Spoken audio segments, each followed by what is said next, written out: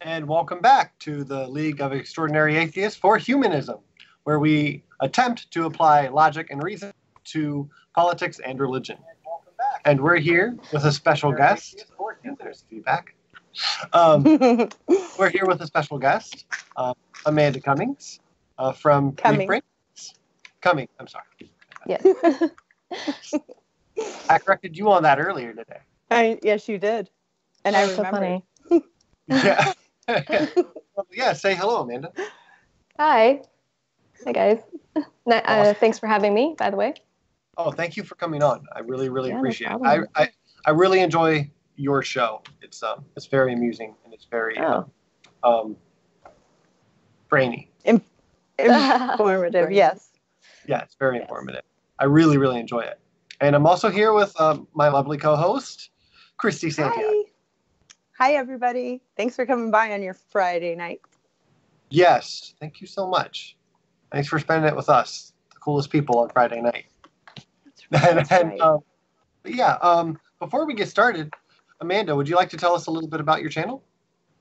Sure. So my channel focuses on the brain and behavior. I am well trained in this. I have a graduate degree in neuroscience and, actually behavioral neuroscience, which means that I focus on the behavior aspect as far as the brain is concerned. I specifically focused on psychophysics, which is the combination of physics and psychology, and integrated that information into the realm of neuroscience. So my channel basically is taking the knowledge that I have and making it more accessible to the public. I think that it's an atrocity that at least in the United States, that we do not have the ability to assure that everybody has an equitable education or access to that education. And I want to make my knowledge more accessible to others. So that's the goal of the channel. And to obviously communicate science and at least brain science more efficiently and effectively. I think that's really totally rad. Yeah, totally rad. That's so cool. Sorry, Mac. No, you're fine. No. I think that's really, really cool. I've only been through about half of your videos so far, but I really love every single one. I like the information because I like knowing stuff like that. Because as you said, like a lot of people don't know that, and it's really sad. Right. Everything that you go through. I liked your most recent video about handedness. Yep. That was cool. Yes. That was very cool. And I think I like it when people bring their knowledge to YouTube. I find it very very cool, for lack of a better word. I suppose. Yeah, it's refreshing. Yeah, it is. It's because again, not enough people learn this, especially like if they don't go to college or if they never paid attention in high school. Like you don't change a lot of it, right? Right. Yeah, and for me, one thing that kind of brought me to like the way I think now and to be like more of an atheist and more of a humanist, both is like through science, is like just learning things about human behavior and learning things about astronomy and like how we know what we know. That's something that really interests me. I think education is extremely important to humanism in general. So that's my thoughts. Yeah, I agree with you. Now, I do want to say that, because of the fact that religion is so widespread, it doesn't necessarily mean that like scientists aren't necessarily religious. The vast majority of scientists are religious. It's just they're less likely than the general population to be religious, but they generally, are pretty religious. Or at least hold some religiosity. Yes, I have heard that, and like that's pretty clear as well.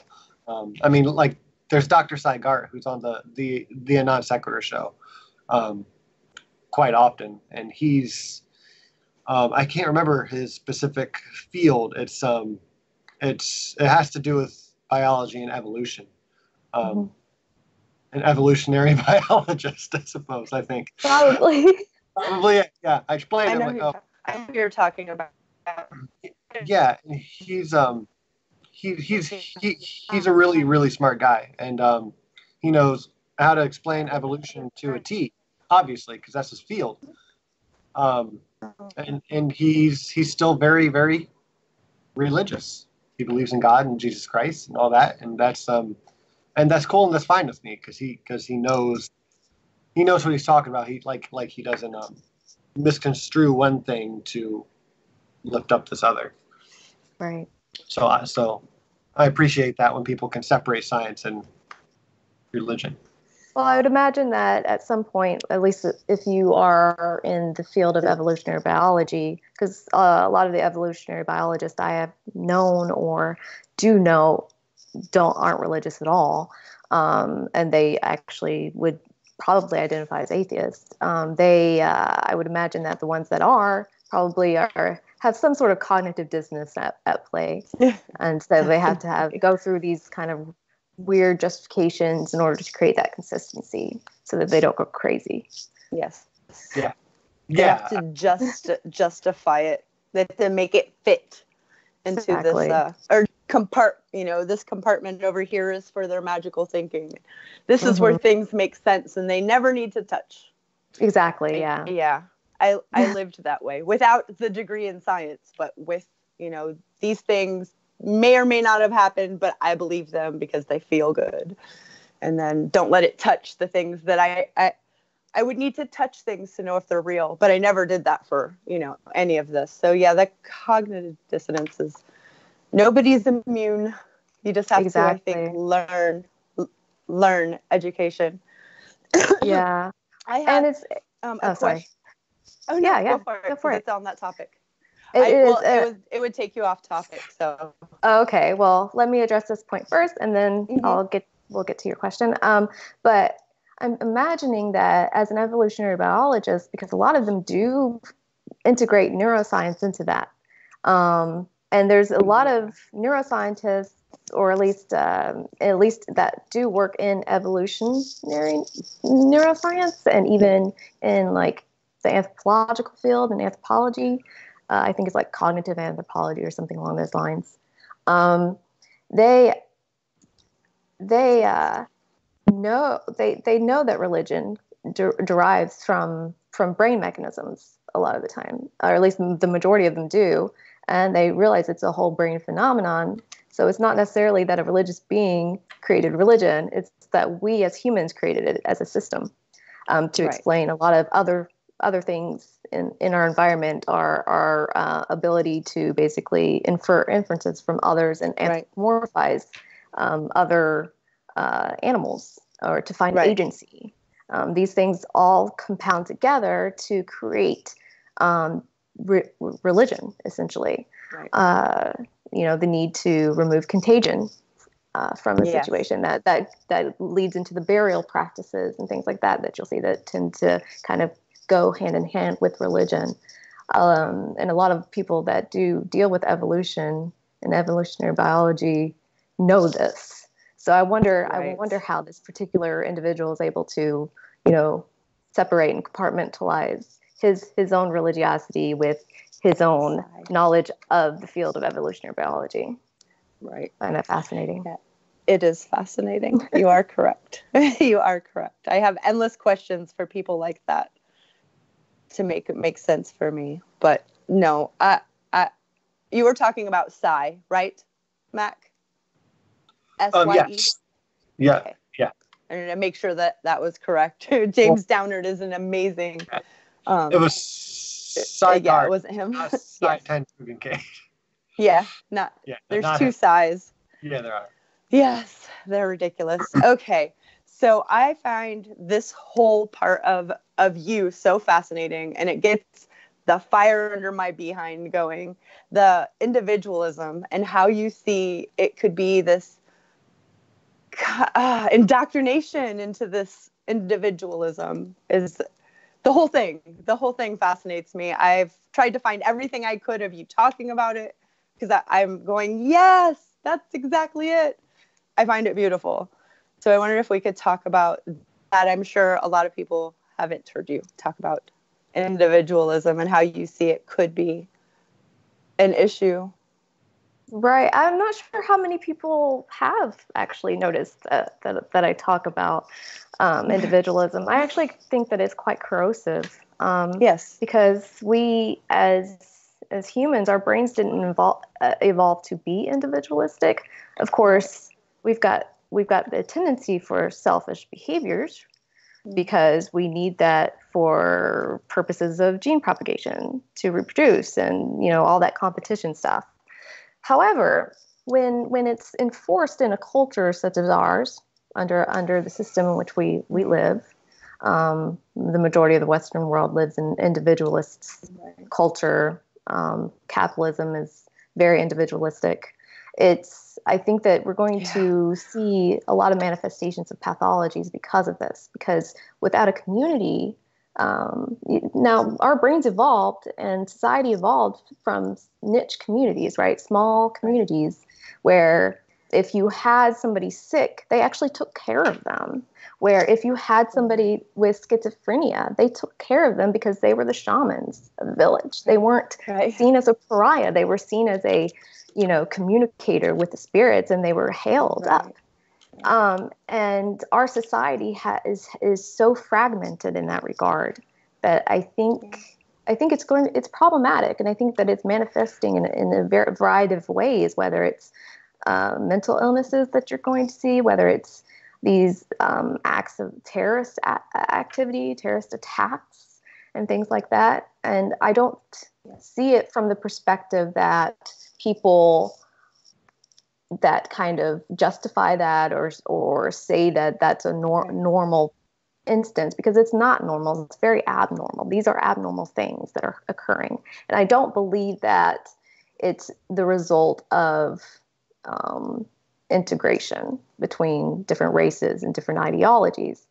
It's more of the fact that we are segmented as a society and we have no support system. When you're suffering, who do you turn to if you can't turn to the people that you should be able to?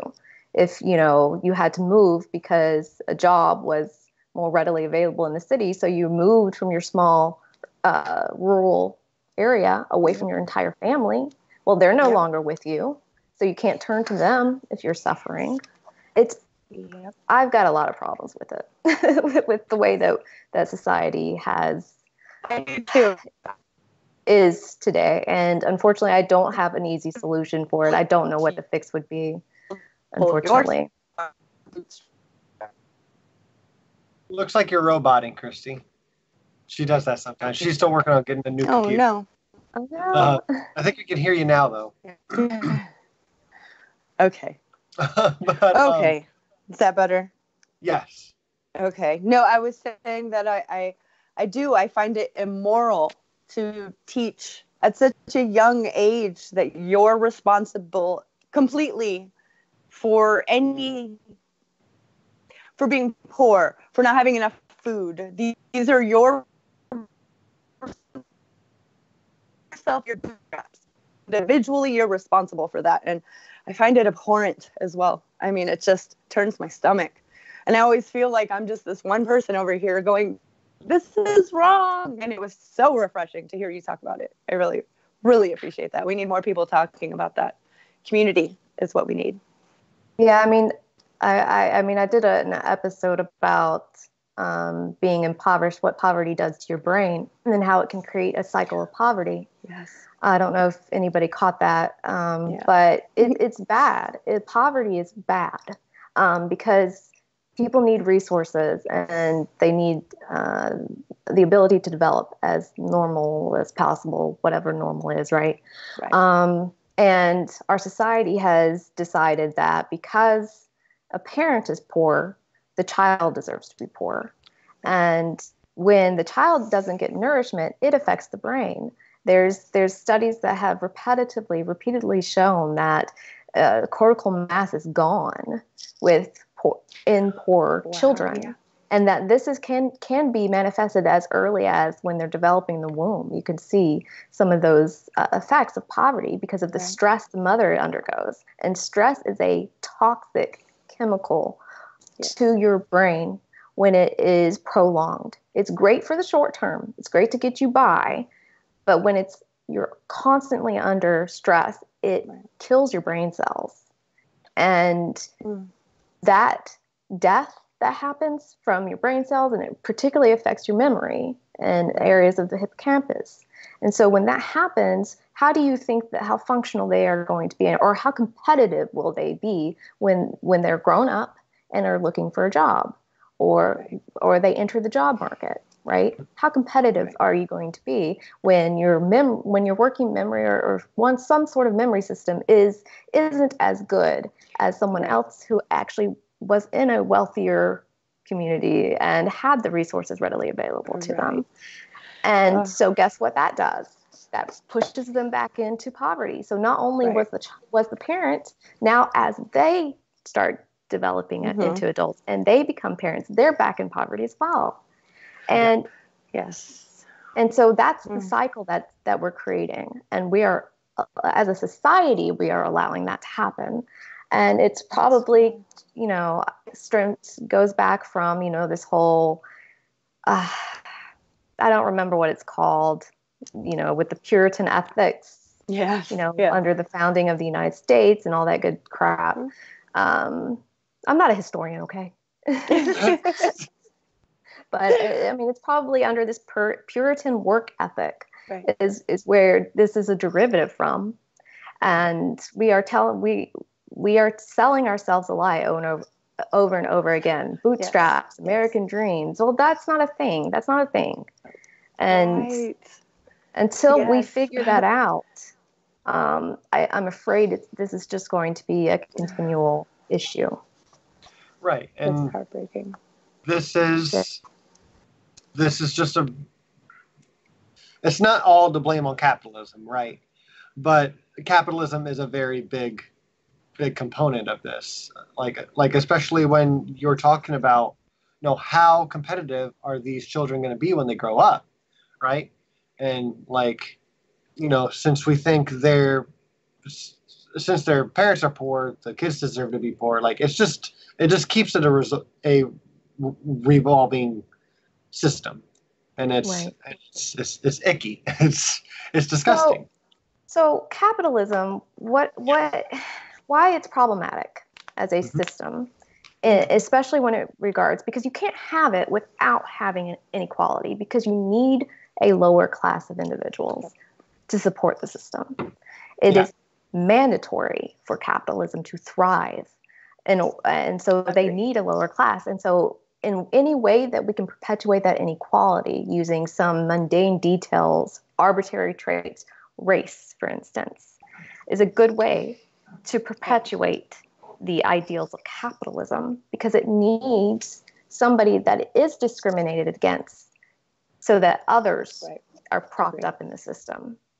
Right. And over time, if you allow it to, even the person that basically devised capitalism, big proponent of capitalism, said, here's the flaw here. This will not work, because if you allow it to go unconstrained, this is what's going to happen. You're going to see a growth of a wealthy class, and and the wealthy class will own everything, will be the owner's class. They'll own everything, while the underclass has nothing. Yeah. And it cannot survive. People in a society cannot survive under that, because we are trained to know what fair means, right? Exactly. And if you are wanting a fair system, capitalism is not it. Agreed. Unfortunately. Or fortunately, depending on what side of the spectrum you are on this issue. But capitalism is predatory, and it is bad. It's a bad system. It's better than feudalism. Yeah, but I think we can figure out something better. Yeah, it's not the devil, right? But at the same time, it's when you explain it like that, it's pretty clear. And I'm going to use religious talk for a second. A lot of apologists when we talk about slavery in the Bible. They're like, well, no, that was more employment. That was voluntary slavery, right? Yeah. But capitalism is kind of voluntary slavery.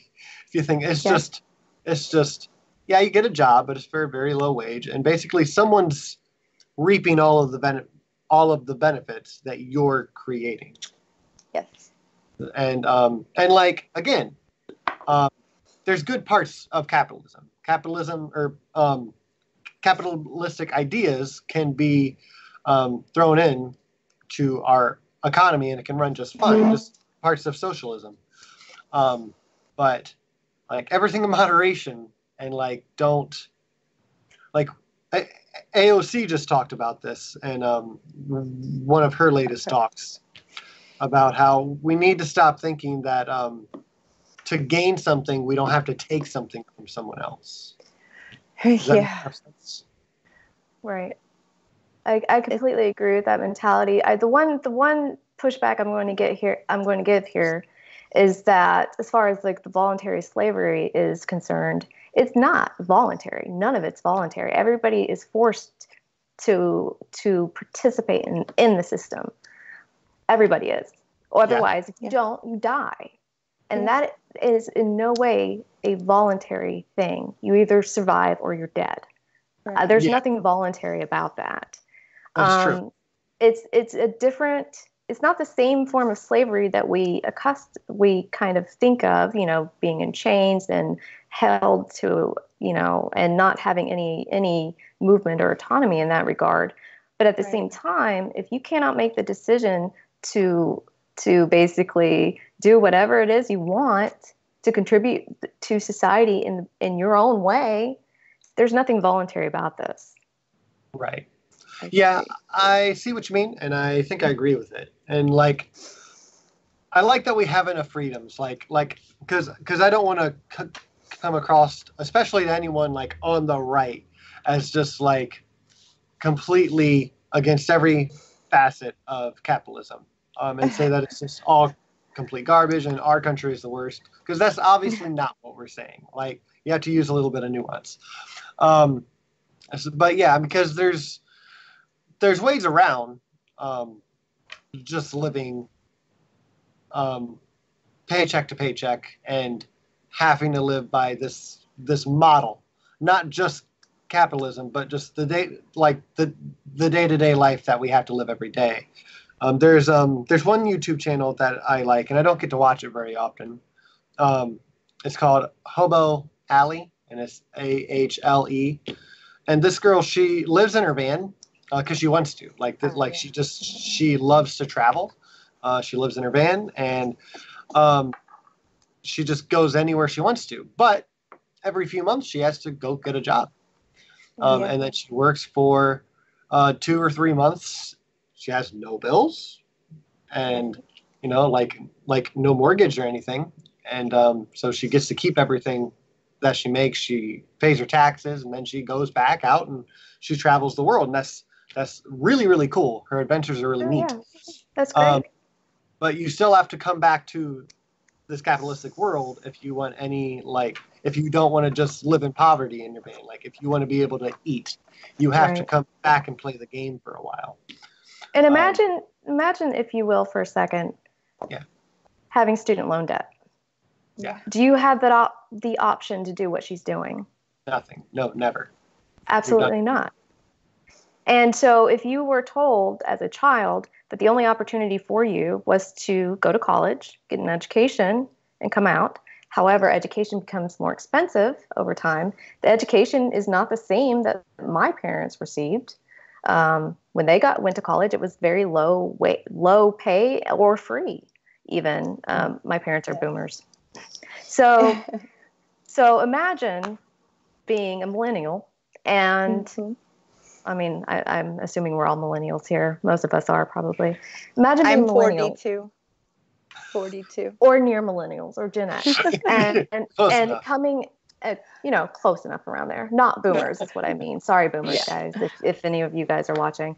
But imagine being told that you have to go to college in order to get any type of job in order to quote unquote succeed in our society.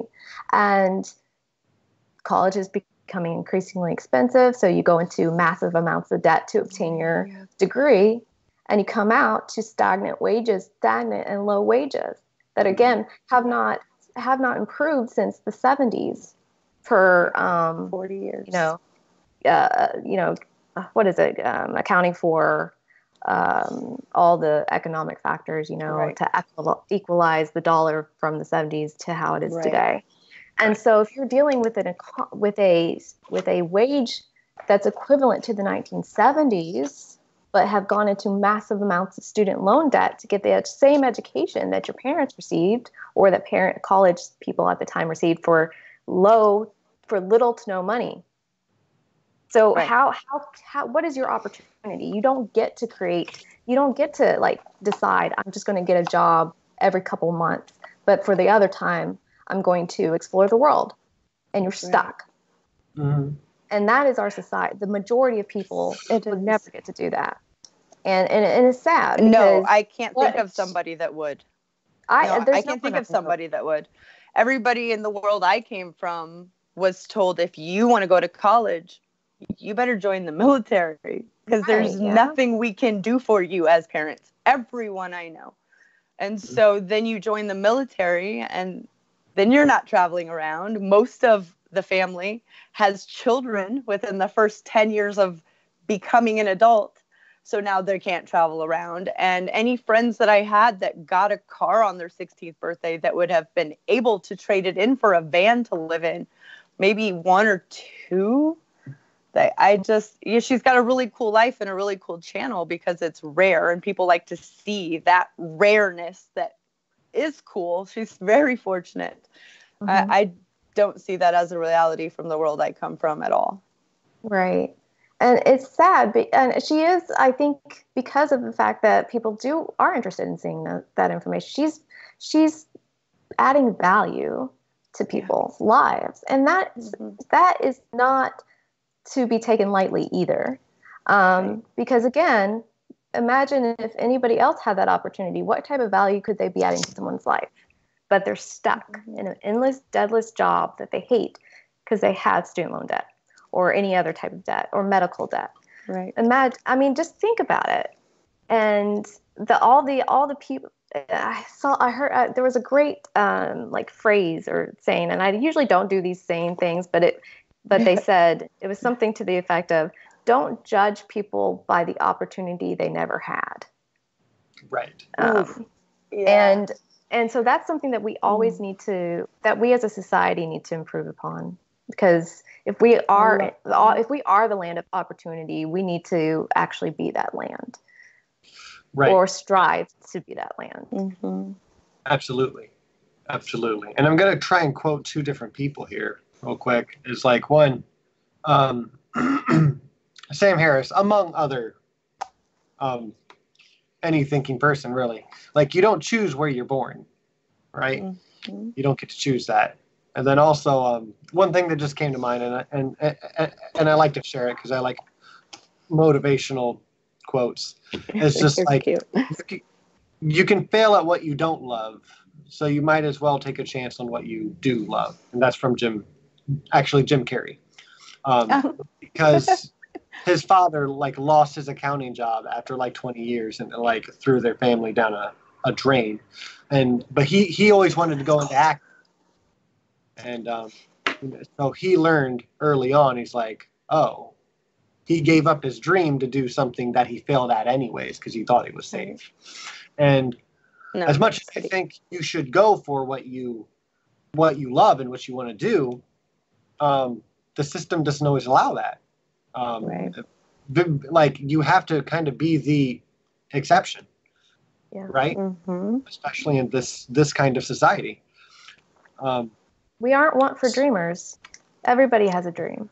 Right. And not everybody gets it fulfilled. Right. Exactly. Yeah, necessities. Mm-hmm. For the poverty thing, for just people, whenever I am talking about issues with random people or friends or family, I always get asked, okay, well, what can I do? Like, what can I do? And that's always the hardest question, because you're going to be inconvenienced. It's not, you're going to be inconvenienced. You're going to have to do things on top of all of the other things you have to do. And that's the hardest sell that I find, to get people to be like, at the end of the day, this is one more thing that you have to do because somebody's suffering that you don't know. And that's so frustrating to me, because to me, that goes right back to the individualism in my mind. And I don't know how. So if you have, any wisdom on, I'm sure I get this look on my face like, wah, wah, whenever they ask that, because I know I have to tell them they're going to be inconvenienced. If you have any wisdom that I could maybe be a better sell at this. One, it's, what are you trying to sell? The fact that poverty does hurt others? Yeah. Social issues need you to pay attention. Democracies fall apart if you don't work. Wolfpack. I could go on and on and on about all the things that need to happen that I'm involved in. And I feel like sometimes I'm a one-person party. Yeah, sometimes I feel that way too. I don't really have, nobody really asks me that, to be perfectly honest. I've never been asked, what can I do? Right. Maybe just because they know that I'm going to bring it up at some point anyway. So they just like kind of appease me. But I think maybe if we can frame the thing as not as a you're going to be inconvenienced perspective, because as soon as people hear that, what do they go to? Oh, well, you're trying to take from me to give to others, and I've worked hard for it too. And you have to remind them that we as a society has already made certain things standard, right? We have decided that education is important enough to at least 12th grade. So why is it that we've stopped at that point? Why can't it be, if somebody wants a secondary education, they should also have that? We have to remind people that we are the richest nation on the planet ever known to mankind. In the history of humankind. And yet we cannot take care of our poor. We cannot provide health care to every single American. Yeah. And some of these things are fixable. We can model a healthcare system off of another country or nation and learn from their mistakes and do it better. You cannot convince me that in a country that had some of the best educational institutions on the planet, that has some of the richest people on the planet, you cannot convince me that we do not have smart enough people in this country, in the United States, that can figure out a healthcare system that works for everybody.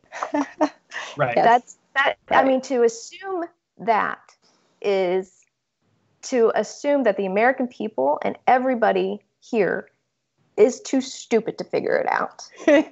Yes. Yeah. So is that what you're going to defer to? Because I hope not. Right. And when it comes to people our age and things like that, maybe it's time to actually start running for offices. Right. Because we cannot expect these people that have been in office for however long to save us. Right. Because they've had their chance. They had the chance to do it. And guess what they decided to do instead? They decided to work for the corporation and to give tax to millionaires and billionaires. And so they have their chance. Their chance is done. And so if no one else will do it that you know of, maybe it's time to pick up the mantle. And maybe that's something you can do if you actually give a shit about. If you actually care about the situation. Oh, you're fine. If you, I say the same thing. At the lowest level, you mentioned Wolfpack. Well, start contacting your members of Congress, telling them to get money out of politics, because money. We need to reverse that Supreme Court decision where they decided that money is equitable speech with Citizens United. That needs to be reversed, because that is indicative of the fact that they're going to say that money is equal to speech, and that people can give in the form of PACs unlimited contribution. People can give unlimited contributions to Congress people or people running for office, candidates, then that means that there is no democracy. Right. No, there isn't. There's no democracy. Not with Citizens United. You cannot tell me there's a democracy, because that is meaning that their speech weighs more than anybody else's vote that didn't do a campaign contribution. And that is not the hallmark of a democracy.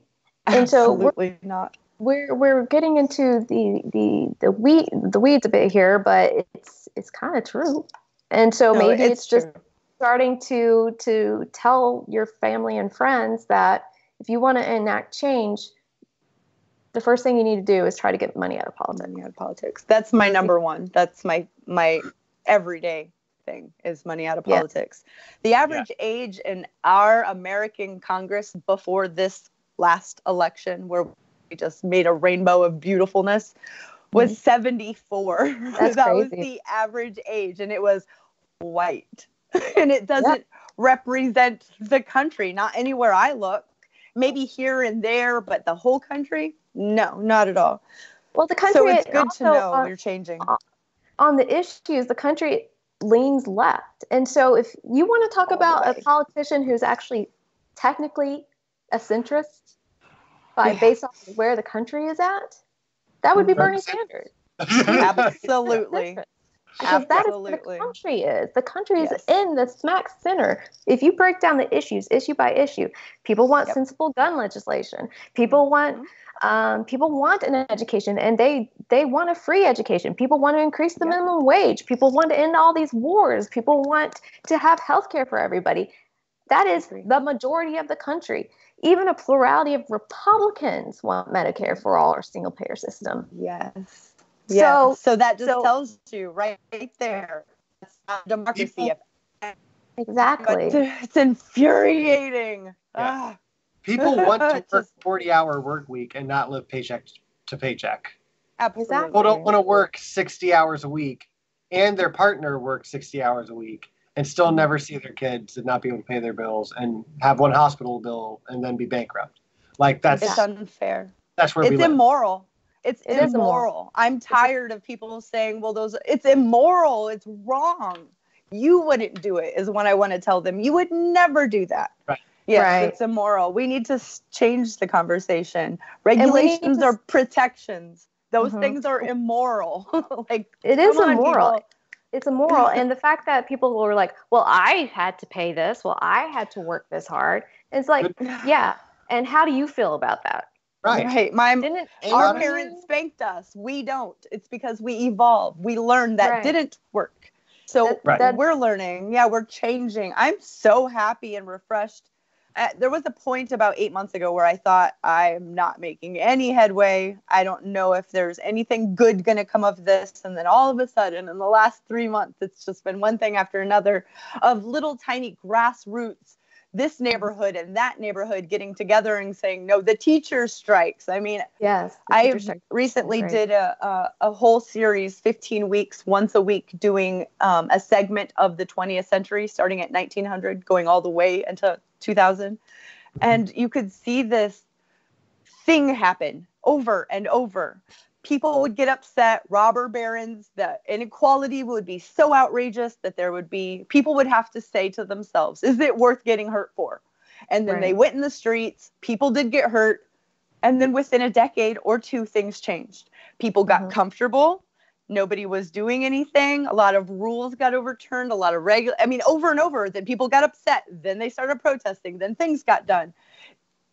I think that as an American, I can say this, we have the shortest memory out of every country anywhere. We just get comfortable and forget about 20 years ago, about 10 years ago. For someone like me who thinks about these things, it's frustrating. It's not a memory issue. It's look at how the country was built. Yeah. It was built using slave labor. So the country was already accustomed to, the people that ran the show knew how to subjugate, knew how to control a population so that there wasn't mass uprising. And this is transferred into a lot of different systems.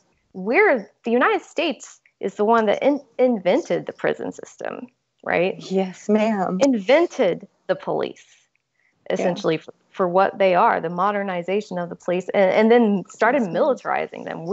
This is the country.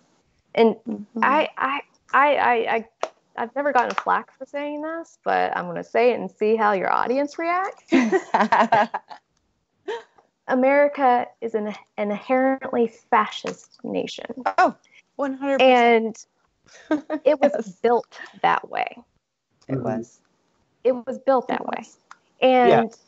And the fact that, here's a good example that you would be able to know, is that Hitler and the Nazis modeled Jim Crow, used Jim Crow laws that were already established in the United States of America to do all of the shit that he did in Germany, to subjugate the population, the messaging, the propaganda. He got that from the States. And fast forward to Israel. They're using how we did the Native Americans. Exactly. Those are their words. We saw how it was done. Let's model that. And they're doing it right now, every day. It's not an issue with memory. People know in the United States, if they do actually fight back and seriously, they're going to get their head beat in, because our police are militarized. They are not going to fuck around with that. They're not going to mess around with that. And you'll see little ebbs of that in Europe, and like with the French, right? And some of the police came around and started, saying like, this is not acceptable. I can't see the police in the United States doing that here. No, I can't. It's because they were built to be aligned and hold allegiance to the wealthy class. Right, the corporate class. When I hear this country and any mainstream, whatever it might be, a presidential address, CIA giving us talking points, whatever it might be, when I hear our national interest, I've taught myself to take the national part out and say our corporate interest. And it just makes so much more sense with whatever they're trying to sell immediately. And if you follow the money, it's always that. I think that for me, it was the pipeline in South Dakota that kind of woke me up and said, what the hell? Where am I living? And all this stuff that I was taught was completely wrong. I went through this whole year of everything changing and being mad all the time that everything was lied to me. And since then, it's been nonstop with trying to make a difference. But watching those police forces paid for by the taxpayers of that area show up to protect the pipeline, not the people, on a sovereign people's land, I was just baffled. And then I learned about the ranch, but the Bundy Ranch and how that went down. And I'm like, oh, that's starkly different to what was different. And then I just that's when I realized that I couldn't be quiet and know those things and sleep at night. I couldn't stop thinking about all the things that I needed to do to make a difference. So it's been one. And it's overwhelming too, I would imagine. I remember going through that process myself. I think it was a while ago, but just I was so angry. Yes. And then I just started thinking, okay, well, how is this tied into this aspect of society? How does this feed into our economic sector? How does this feed into our educational system? How does this feed into, the food we eat and the air we breathe? And it gets overwhelming. It does. Yeah, it does. But at the end of the day, it comes up to the fact that, if you want a democracy, you have to equalize it. Yes, right? You do. And so, one of the first issues that needs to be tackled is getting money out of politics. Yes, ma'am. Because you have to equalize it if you believe in a democracy. I'm just surprised with all the people that are like, well, technically money is speech, and the more people have it means that if you don't have it, you don't get to speak. Are you trying to take that speech away from me? I'm like, fuck yeah, I'm trying to take that away from you. Because I don't want you to have an advantage over me that doesn't have it. Oh. If you have a voting right, then that is your speech. Go vote. Right. Right. But don't try to bribe your way into favors. I'm glad we got back to that because I feel like everyone's rebuttal to money is free speech, I feel like should be, is all speech equal? Because if it is, then money really shouldn't be free speech. Right. Well, yeah. Well, and that the fact that when you think of a boardroom, when people want to vote in a boardroom, however many shares you have is how many votes you have in that boardroom. So I align that with, well, that's wrong, because what if someone has 900 million shares and then someone else has 20, so they get a bigger vote? Well, then if that's unfair, then so is I have more money so I can buy more political ads. You know, I don't think that people our age even realize that until Citizens United versus the FEE, when that happened, there weren't even, prior to that, people weren't allowed to have attack ads like we see. That wasn't a thing. Right. It in the law said you couldn't do that. And in 1874, 1875, 1877, states all over this country started putting in this legislative strong, I mean, really strong laws. Any money could go to any person. Like, no money, you couldn't buy your way. It took from that time until this time for them to get away with that. It took the right court being in place. It took the right, they learned to use to make the public be okay with it by slowly using all these things. A lot of psychiatry goes into it. A lot of psychology goes into it. Think tanks. Think about think tanks. I know it sounds conspiratorial, but like Koch brothers have these think tanks, these cells set up everywhere. Uncoke my campus is another thing that I had to sign on to, because of course, why would you not want that? If they're able to have all this free speech and influence, aka their money, someone like me, what's even the point? And that's kind of their point. Yeah, it is frustrating. And they want, and these people want everyday average citizens to be in a place of complacency. While also saying, well, if you take that away from me, it could possibly be taken away from you. I have to think of like the Tucker Carlson from Fox News. I reverse his name a lot, Carl Tuckerson. Yeah. But he, it was recently discovered that not that long ago he was saying these horrific things. Yep. I think Media Matters uncovered these recordings, and he basically, instead of owning any of it and saying like, wow, that was deplorable and I shouldn't have said any of it. I don't believe that anymore. He's like, I'm not apologizing to Media Matters, because imagine this, guys. If they're going after me, they can go after everybody's speech. Everybody's like, fear. Carl Tuckerson, you are a public figure. Yeah. You are in the public spotlight. Your job is to talk. And also your job is to be rebutted on those talking points. Technically, right? Yeah, Fair, balanced, or whatever they had to actually remove from their slogan. Yes, they did. And so them presenting the fact that you did something is nobody's technically attacking you for that. They're just saying, yeah, here they are. For one. For a second, you are not an everyday average citizen that are in the comfort of their home, that are on Twitter or wherever, just tweeting away shit. Or whatever people do in their homes. You are not them. You make millions of dollars, dude. You are a highly paid millionaire working for the billionaires. So you are not in any way an average citizen. Working for state TV.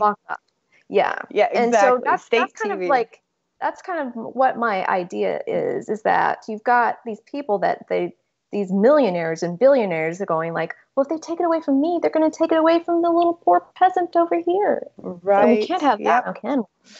Nope, You that's know, how they pass as the if taxes. and here's the fundamental flaw with, and this is something that a lot of media does anyways, is the equalization of issues and situations and people, as if, you know, the climate scientist is equal to the climate denier, right? Yeah. It's those equalizing things. Uh. And because our brains are so equipped to see left, right, white, black, to see those dichotomies, because they're easy. They take a lot of that nuance out of our decision making and our understanding. And so when we're presented with a unnuanced perspective that equalizes something along those lines, our brain accepts it because it's a very easy thing to understand. And the people at the top know that. That's why and they know that. They're taking advantage of it. It's propaganda 101, right? Yeah. It's propaganda. It's what it comes down to. That's why I'm the gray skeptic. It's because everything in the middle. Look at the gray area. I think all the answers are somewhere in the gray area. Nothing's actually black or white, right? No. That's like bullshit thinking. That's how we except for your shirt. It's actually great. It's actually and crayons. Crayons are black or white. Yes, crayons are black or white. Yes. Yes. It's the gray skeptic, which is why we talk about all of these nuanced things, although most of the things we talked about tonight are 100% correct on your part. It's so refreshing to hear. I love it. There's so much hope for the future with all these young ideas. I just think that even the perspective that we hold or that I hold, there's going to be nuance introduced. I'm sure, my bias is coming through because I came from a more impoverished background, and so I understand what that is. I don't understand what it's like to be a millionaire or billionaire because I don't even know any millionaires or billionaires. I don't think I've ever met one. So I don't have that perspective, but, and so I think I have an inclination to criminalize them, to some extent, or, be very angry towards that class of people for their lack of action or for them helping perpetuate or maintain a system that I think is fundamentally cruel to humankind at large.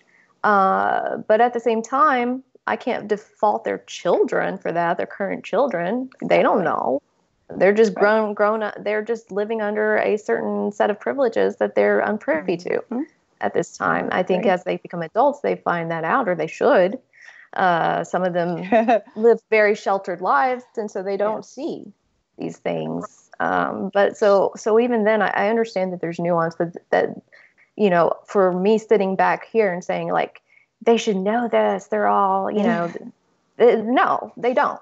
They live in a bubble. They don't know this. Yes, they don't know how angry people are. People are angry. And yes, there are. And this is they just don't know where to target their anger, right? Some of them target it at immigrants and say it's their fault that our wages are stagnant and that I can't seem to progress in my life. It's them. And there's a lot of things in our media and stuff like that has aided in that target. There's other of us that may be like, well, no, it's not immigrants. It's, I don't know, something else. And then there's like us that are realizing that, no, it's probably the people at the top because they're the ones that get to run the country. They're the ones that get to make these decisions. They're the ones, if it is immigrants, let's entertain this for a second. If it is immigrants that are stealing your wages and, accepting lower wages, why aren't you faulting the person that has made the decision to hire them at a lower wage? They're the ones doing that. You didn't do that. The immigrant doesn't know. They're just coming in thinking they get a job. That is better. Yes, you remember that experiment a few years back? That experiment, was it Georgia, decided to penalize or charge any bosses, owners of farms for hiring immigrants instead of the illegals getting in trouble. The owners would. Georgia had fruit and vegetables rotting on the ground because there's no immigrants coming in. So they learned real quick they needed to change those laws again. It was very fascinating to watch that happen, because a lot of us could sit back and go, oh, duh. Yeah. Duh. Yeah. Where was this? Georgia. I thought it was California. Was it Georgia? I mean, it was, the one I'm talking about was Georgia. I'm in Florida, so it was a big deal here that we couldn't get a lot of tomatoes, a lot of peaches. They were super expensive for the whole year following, for 2 years, until they were slowly changed. These guys who would have never been in trouble in their life, the immigrants would get in trouble. Now we're facing trouble if they hired someone. And so they tried to offer higher wages. They tried to give benefits even. Yeah, and nobody wanted those jobs. Nobody wanted those jobs. Because it's hard. It was like 14 and 15 was the most they were paying, for all day and Georgia heat. No. Ugh. No. Yeah. And I think that it's interesting how even that you have to say, well, maybe it's the owner class still, because the owners have decided to do these low wages, and we have decided that's an acceptable practice, because again, nobody's taking the jobs as an American citizen, right? They've decided that is someone else's job. That is the labor of something else that isn't acceptable for us as American citizens. That is the decision that they made. And I don't know. I'm over it. Yeah. No, I feel you. I had one more question, just because I was curious, as for myself, actually, because I'm a fan. Do you know Professor Nancy McLean, and have you read Democracy and Change yet? I have not read that book, no. You're going to freaking love it. She spent over 10 years putting it together. She stumbled on this information that had to do with Buchanan, the school board versus the state. Koch brothers fought, all kinds of stuff. She's written a few books, but Democracy in Chains is right up your alley. It'll put fire under your butt too. I have heard of that book. Yeah. Good. I had because I have like 300 things to say, but if I could just ask a couple questions. First, I want to say that the Godless Iowan said just a little bit ago that Amanda 2020. Oh, yeah. So there's that. And I mean, everyone's running anyway, so you might as well just jump in there. But right. Two, you had mentioned earlier how America was basically built as like a fascist nation. So something I thought of pretty quickly is something that I've been thinking about for a little while now, is that the right as a collective in general, they present themselves as nationalists, I think. Like they are just so like they praise the Constitution like it's completely divine. And they're usually evangelical as well. Let's face it, or especially the evangelical ones.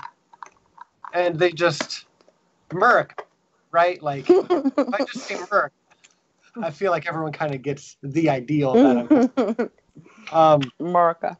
And I mean, I've even talked to my brother about this, and he's pretty right wing. But when I say, hey, this isn't democracy, he's like, well, we're not a democracy. We're need a democracy, right? He's like, we have the Constitution. We're a republic, and that's what we should be. That's it. So, what do you say to my thoughts here, and then just that ideal, because how do we change people's minds and get them to think that things should be more fair and we should have more real free speech and equal speech, when people think that money is free speech, and then that billionaires have earned it, And how do we fight against this idea when just telling them or just education sometimes isn't enough? Well, that's a multifaceted question. Yeah, no, it's fine. So I'm going to try to answer it to the best that I'm capable. First of all, there are some very far right-wing people that I would argue that I wouldn't even engage with because I can't change their mind.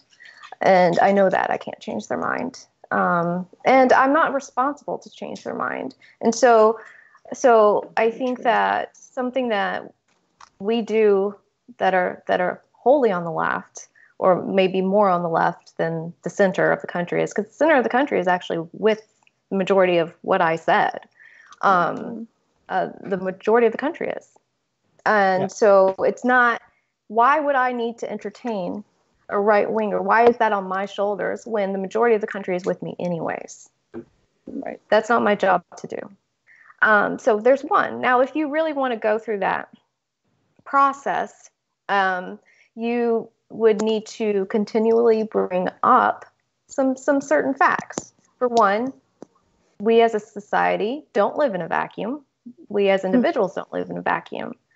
Did your parents not help you? Did your parents not feed you? Did your caretakers not feed you? Where'd you get your food from?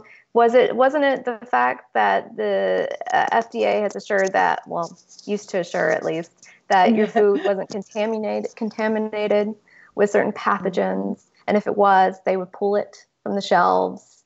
And these are all that we have determined to be a benefit to society. We have determined that everybody has a right to education.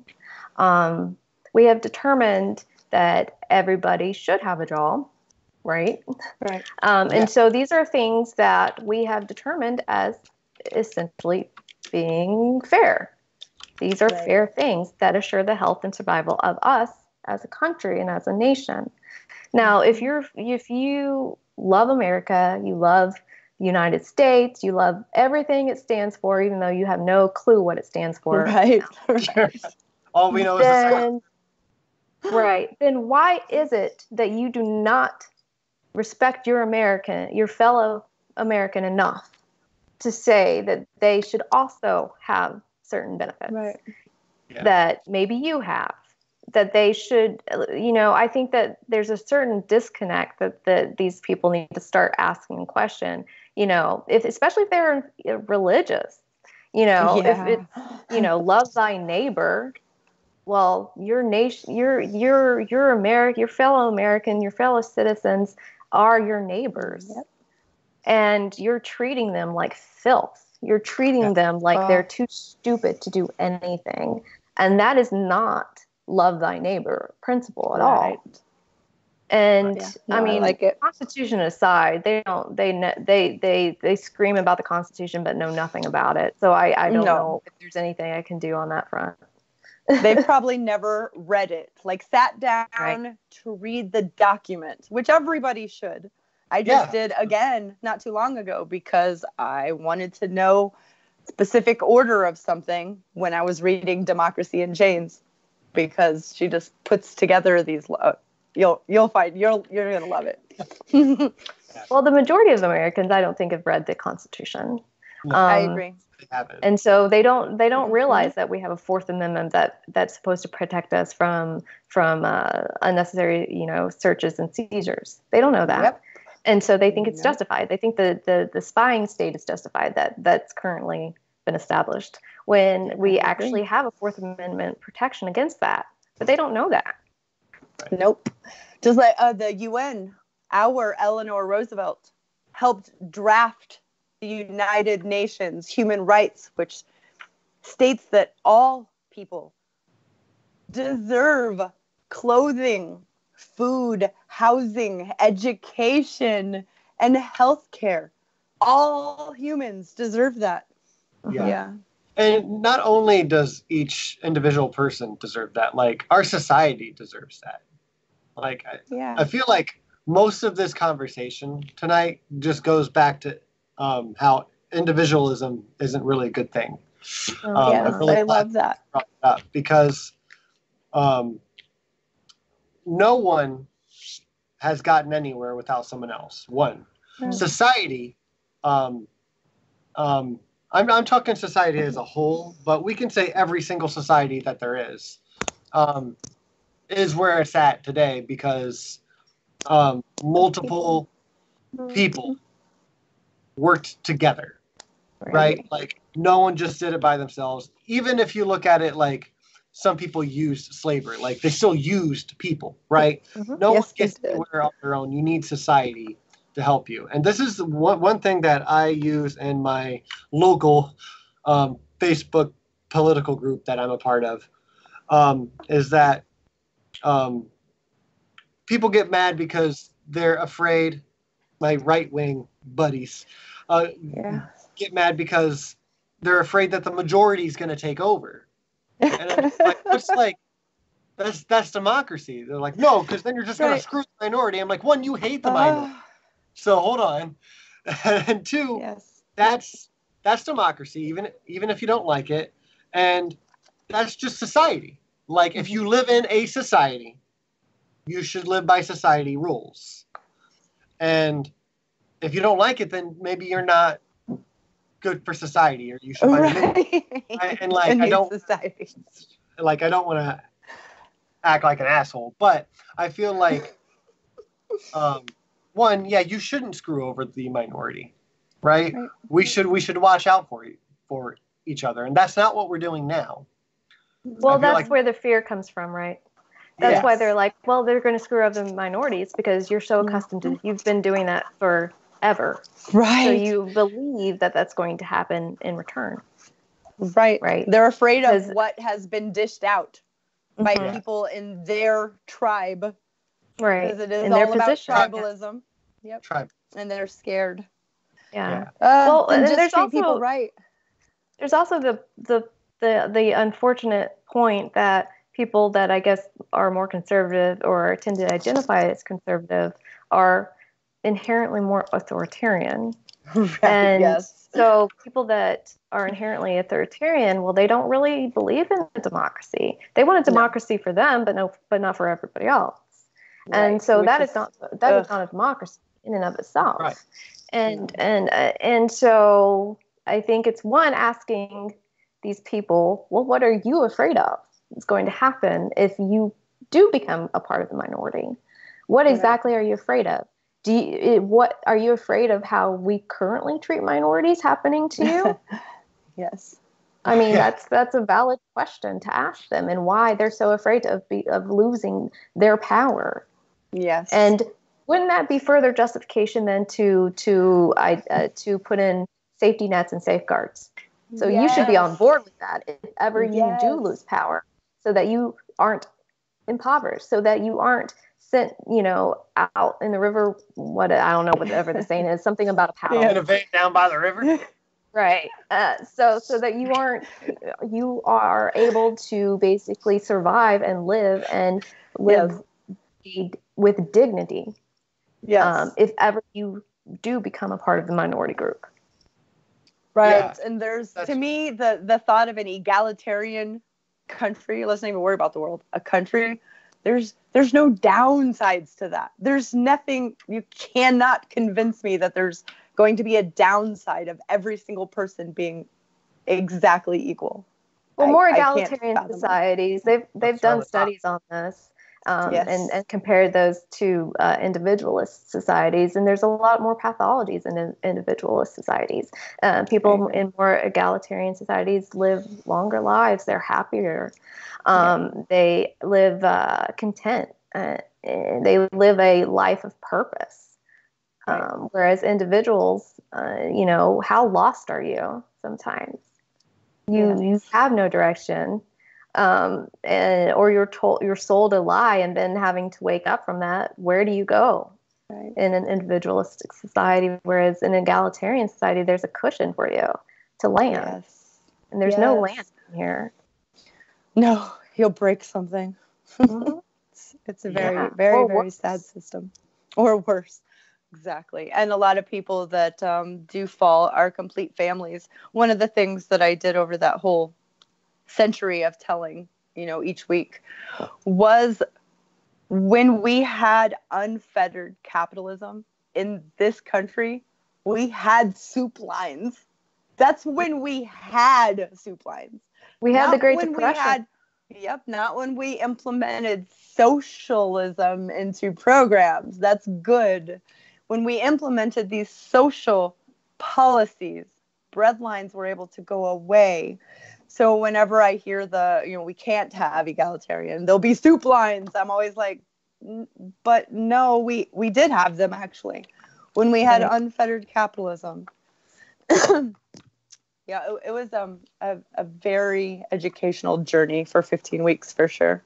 A lot of things I knew, just didn't know everything about them. We've been fighting corporate rulers since, it was until the 30s that the founding fathers had this set up. It took 200 years for people to finally revolt and say, listen, you're gonna have a revolution on your hands if you don't do something. And, FDR always was happy that he saved capitalism, but he saved lives. He just didn't go far enough, I think. I don't think he went far enough. It depends. There's also an argument saying like capitalism shouldn't have been saved. We should have completely converted to a new system. And I just read a book. Yep. And I think that we're going to have to come to the realization that if we don't want to continue these cycles, we have to fix the system, and we have to look at other options. We are smart enough to figure that out. We just need to be brave enough to do it instead of being complacent or becoming, or propping the current system up enough to where enough people are just quote unquote comfortable. At that point, I'm not sure if we don't have enough people right now that are uncomfortable. It will get there if things continue. It will, and I do not look forward to that day. Nobody should, and that's harmful. It's harmful, and I hope that people come into office, go into positions, and upseat these theocratic dictators, essentially. I think it would. I hope that people could come in and do that and be brave enough to start talking about another system that we can come to that would be more effective than the current one we have. Because I don't know about you, but I'm tired of living under these boom and bust cycles. No, I am too. Never knowing. Yeah. Or just think about it. It's like everything that you've been told you do your job. You do a job well, right? Mm-hmm. But if you work for a private company, the stock market falters, and guess what? They pull you into an office and say, you do a great job, but things have changed. The markets have dictated that because you're one of my more highly paid employees here, I have to let you go. And so it's nothing that you've done.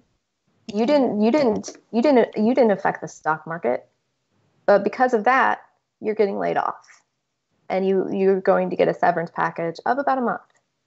And then what? Mm-hmm. Nothing that you did.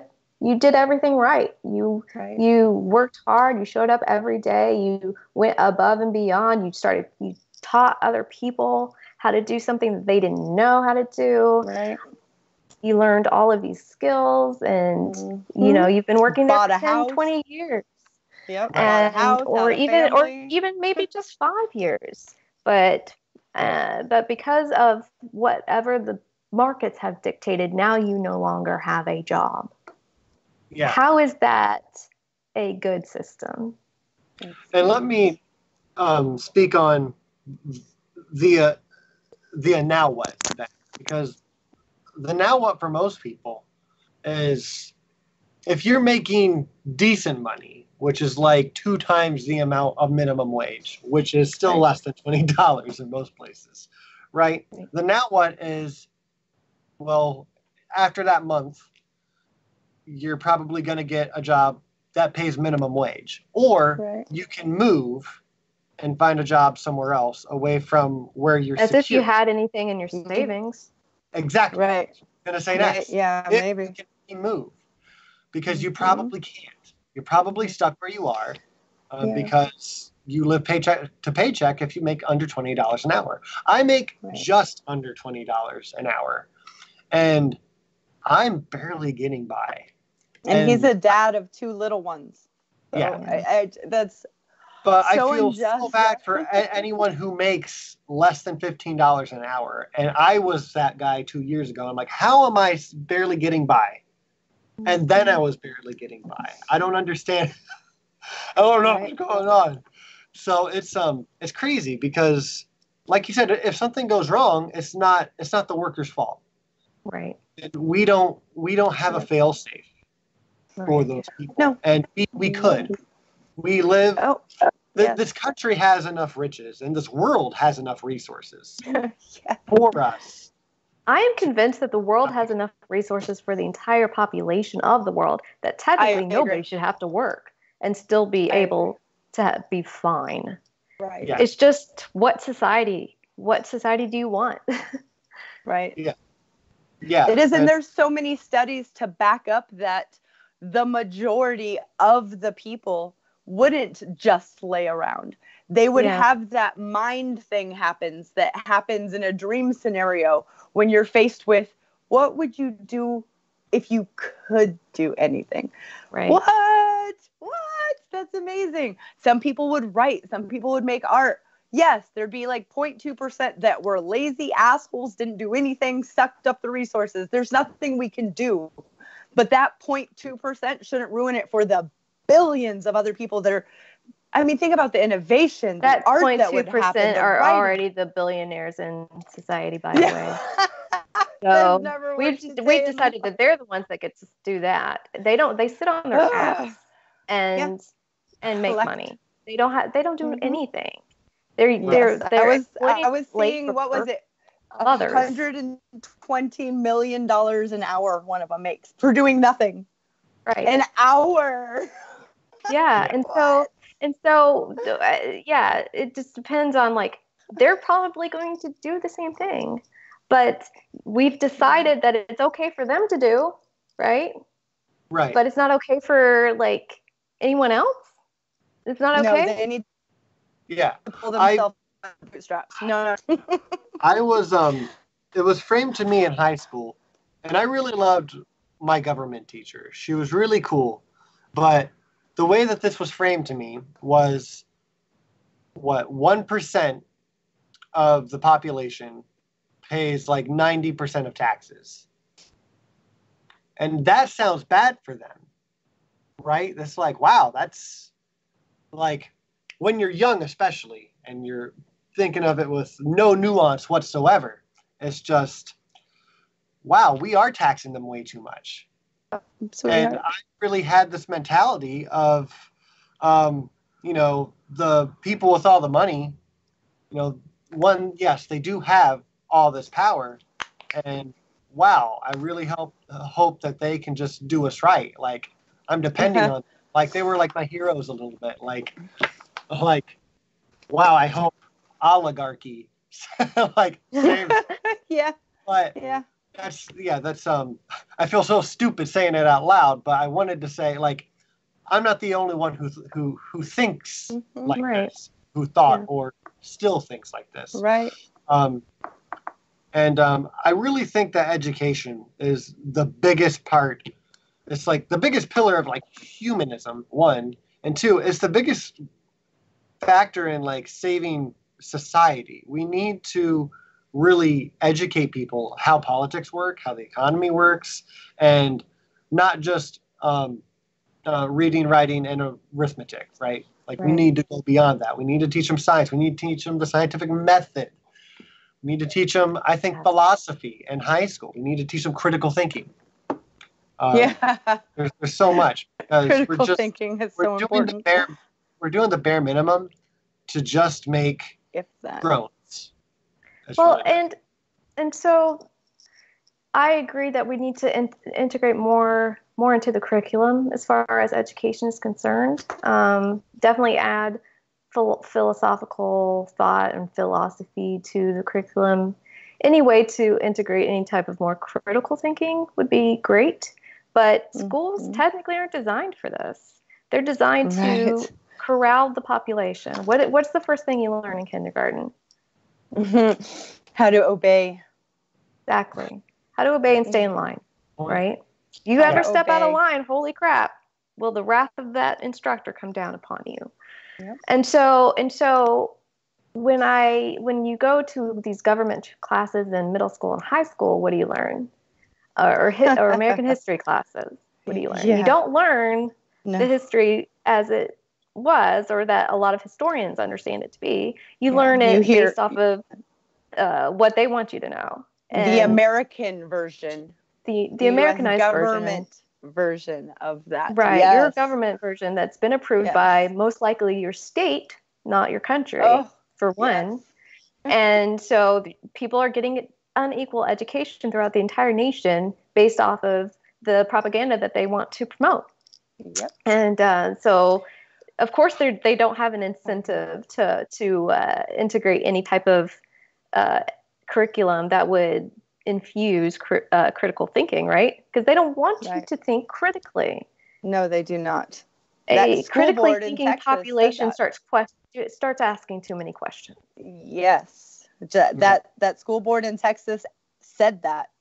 Came out and said that. They said they didn't want this type of classes, this type of teaching of critical thinking to be taught because they didn't want the students to question their tightly held beliefs that were taught at home. I'm like, what? That's the whole point of going to school, right? To learning. They also, in that same year, the name of that documentary is The Revisionists. And in that same school year, they tried to implement Moses as one of the founding fathers. What? He influenced, he's the reason our founding fathers. It's a Texas documentary called The Revisionist. And I have to watch this. This is crazy. Yeah, your jaw will be on the floor. It's 2012. They talk about how the whole nation, what Texas and California buy for school books is what the whole nation buys. It's why the whole nation needs to be paying attention to what's going on in Texas, because they wanted to change evolution. They wanted to change history. I mean, and they just took the liberty to do it, to see what they could get away with. It took people, Arn Ra, the atheist actor, he had to go and he's in the background of a lot of it, not in the documentary, but you see him there trying to make a difference to what these foolish. It blew my mind. My daughters are 24 and 23, so they're done with high school, but it doesn't stop me from being just as freaked out for their future, for my grandchildren, having to tell them when they come home with their homework, going, I'm going to hand them, as I have my daughter, here is Howard Zinn. Go have fun and learn about some history, and then we'll go from there. Yeah. I mean, one beautiful thing, and unfortunately, that I'm thinking it's going to be corroded pretty soon, is the accessibility of the internet, because it has allowed people to actually get information that they wouldn't have otherwise. Now, it has been for the bad in some cases, but also I think it's been for the good as well. I mean, people wouldn't necessarily have had, access to my channel, for instance, where I talk about the brain and behavior and stuff like that. And actually, what we do know as scientists, as far as this is concerned, and what we don't know, and what we know is true so far, and what we know is false so far, and all of the myths that are perpetuated about this crap, and why it's not so black and white, because there is a lot of nuance in science too, and research, especially when it comes to neuroscience, because it is one of the least understood organ of our bodies.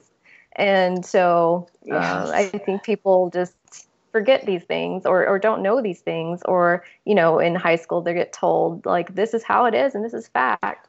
Even when it comes to neuroscience, they get told they don't have it as critically posed, hopefully. And hopefully people will get a benefit from at least having access to more of these science-y things and philosophy things, and even alternative political sources that it isn't a part of CNN and MSNBC and Fox and things like that. Yes, I agree.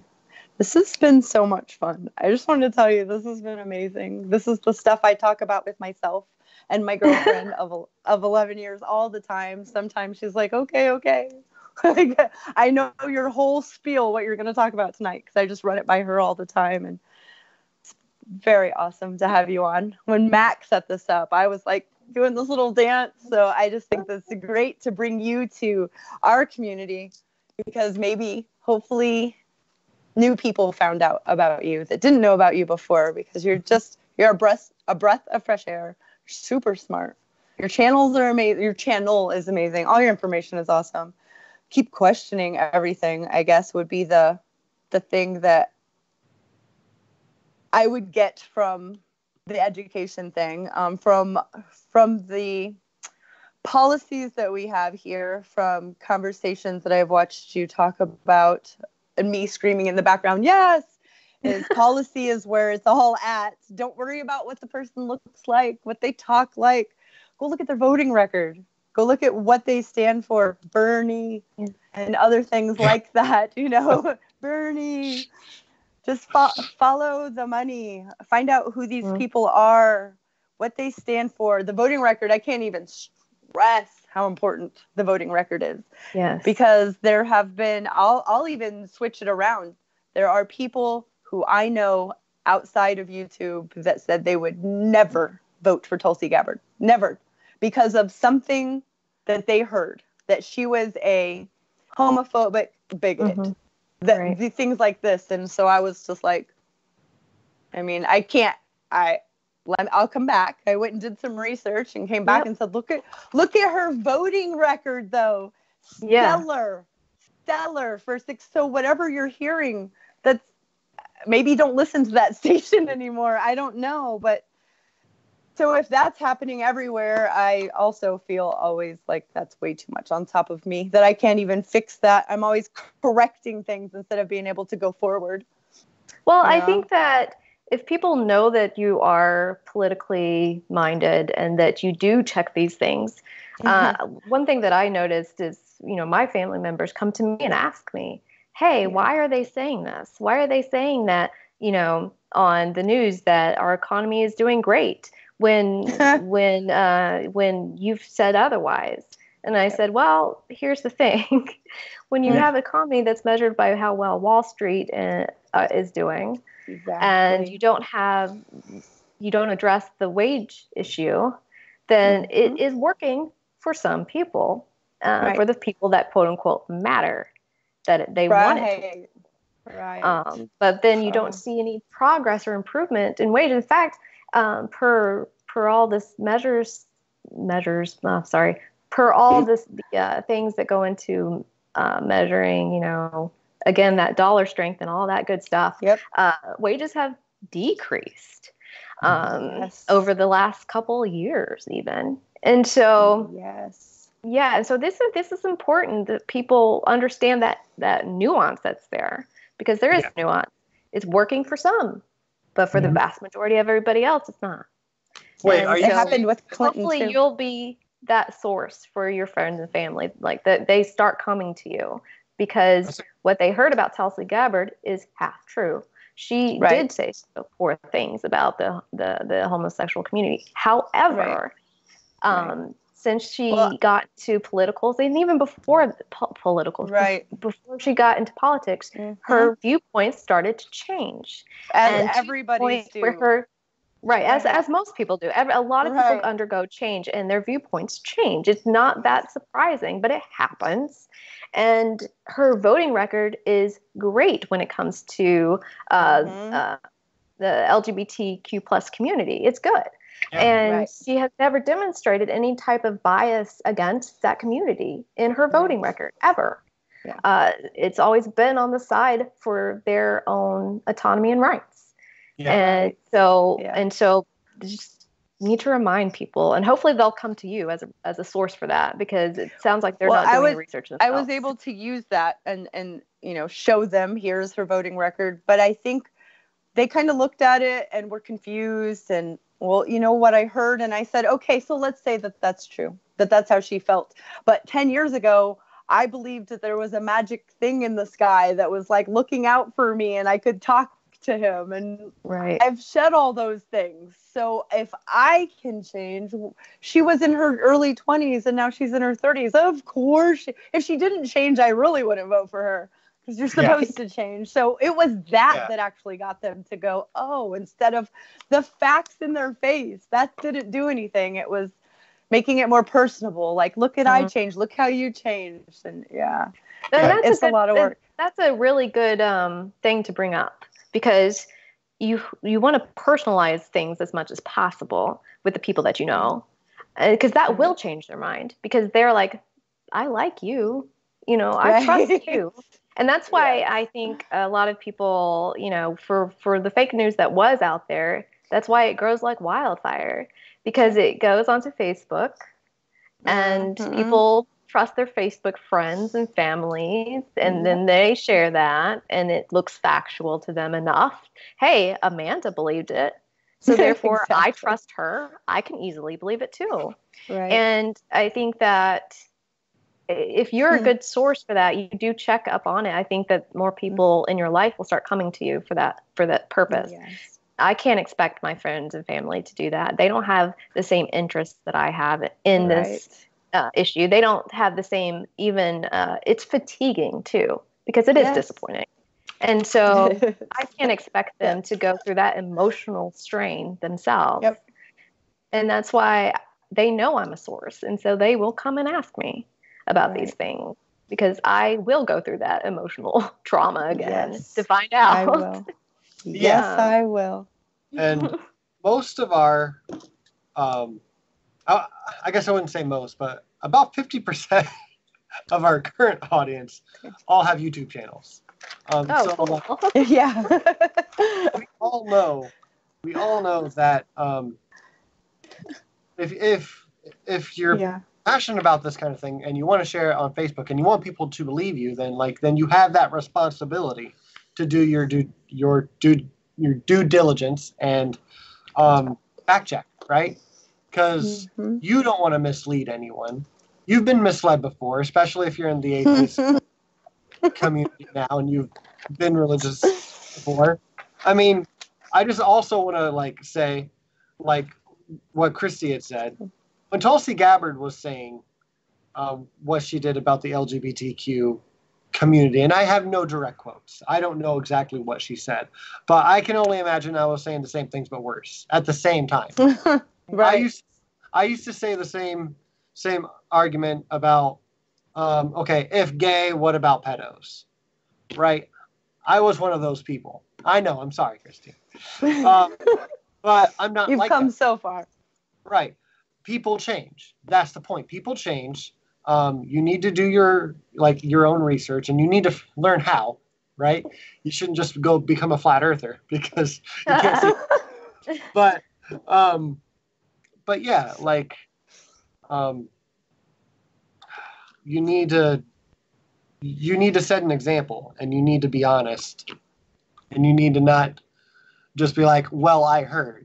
Because if you're hearing two different things, well, now you need to figure it out because, well, you heard, right? Mm-hmm. I do have a couple questions from the chat. Yeah. We should wrap up soon. Yeah. Although this is a super duper fun conversation. Again, thank you so much. Best one yet. Yes. Totally up my alley. Yeah. Yeah. So the first question is, Mrs. Snarky would like to know when you're running for president, and can she be your chief of staff? I'm going to. Well, maybe I'll run in the next cycle. That would be not phenomenal. 2020, but the one after. That'd be super duper cool. If we make it as a society. Yeah. Oh my goodness. If you ever did, you email him or me and send us whatever and we will pass it out everywhere. Oh, yeah. Awesome. And she can be my chief of staff. Awesome. She's doing a happy dance, I'm sure. Yeah, she's Yay. And then okay. one from Russ, the frustrated atheist. He asked, I can't find it. He asked, what got you the brain facts, and Can you tell him what's wrong with his brain? So what got me to brain facts? Yeah, like what got you into brain facts? So Education. I don't know if I would call it brain facts. I think that's just the channel. But what got me interested in psychology and neuroscience, maybe, is I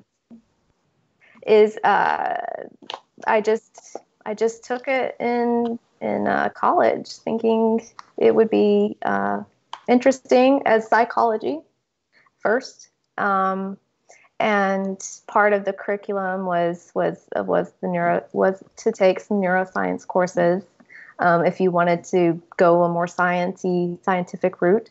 And so I think that once I took the neuroscience course, I found it to be both interesting and challenging, because people don't, they get into psychology thinking it's going to be kind of a breeze. It's mostly about people's personalities or something like that. And I think a lot of people don't realize the integration of so many different fields that it encapsulates. So you've got the integration of sociology, just psychology. So you've got the integration of sociology, anthropology, political science, learning and learning behaviors. So you've got kind of like what came out of, I guess, initially teaching and things like that, from just basic like Freudian stuff to where we are today. And hardly any of it addresses like the clinical stuff, or even what people would think would be kind of the more cool aspect, like the abnormal psychology. And neuroscience does the same thing. Neuroscience integrates chemistry, biology, physics, you name a science, and it's probably there in that field. And I find that challenging. It keeps I get bored easily. And this has been one of the fields that has been able to maintain my attention. Every episode, for the most part, I learn something new. Or maybe I relearn it because I've forgotten it, because I haven't looked at it in such a long time. And I'm like, oh yeah, that's why that's really awesome. I totally forgot about that. There's not one episode I can think of that that did not happen. Like that's one awesome. That you prefer to breathe out of? Right. I didn't know that was a thing. And it was in a textbook that I catch those before. Every now and then. Where you say, I didn't even know that. Just that's awesome. Yeah, and so it's fun to learn. Yeah. So I get to learn too, and so that's why I find it's fun, because it maintains my attention. If I'm not learning, I get bored, and I'm learning all the time. It's fun. It's fun to learn, guys. As far as what's wrong with his brain, I don't know. I don't have enough information to go off of. If it was Russ, just say it's because he's from Texas. It's okay. It's the Texas brain syndrome I hear about. Yeah. He's very smart, but we like to give him crap because he's from Texas. Looks like I got it. I live in Florida. I can't say anything. So. Yeah, I'm like, Florida. Huh. Yeah, exactly. I'm always like, don't be Florida. Don't be. Oh man. It's always Florida. It's always Florida. It's the one location you can count on for something crazy to happen there. It's so embarrassing. Weird. Isn't that weird? It's so embarrassing to me. It is weird. Yeah. Well, I do live in Tampa, so it's like a red state with blue Hillsborough County. That's where I reside. Yeah. What can we do? It's like an echo chamber of blueness. You be Florida and you don't apologize for it. That's right. That's right. So funny. Okay. Anybody else? Because fucking Florida ruins everything. Smitty gave one. He said, is it immoral to choose not to work if there is more than enough money for UBI? Oh, universal basic income. Yeah. Well, so how are we going to define work? So maybe the work are we always going to have the mandate that you contribute to society? What is a societal contribution at that point? Right. So and how much of it do we do, right? How much of it do we determine that, it's immoral, that, and therefore you're not working? Because there's people that, in some people's eyes, people work a couple hours a day, maybe they're on disability. So they work a couple hours a day, they do what they can, but that's never going to be enough for one person, for another person, because they should have been working more. They can work the 2 hours, they can clearly work the 8. Yeah. So you're never going to appease everybody on this issue. And I think that if we have a universal basic income, I think that we are going to have to fundamentally define what we think of as work. Yeah, right? Because work for me may be, well, now that I have this, I'm going to indefinitely make my YouTube channel and continue teaching neuroscience, because I think that that's going to help. But somebody else might come to me and be like, you're not doing enough. That's stupid.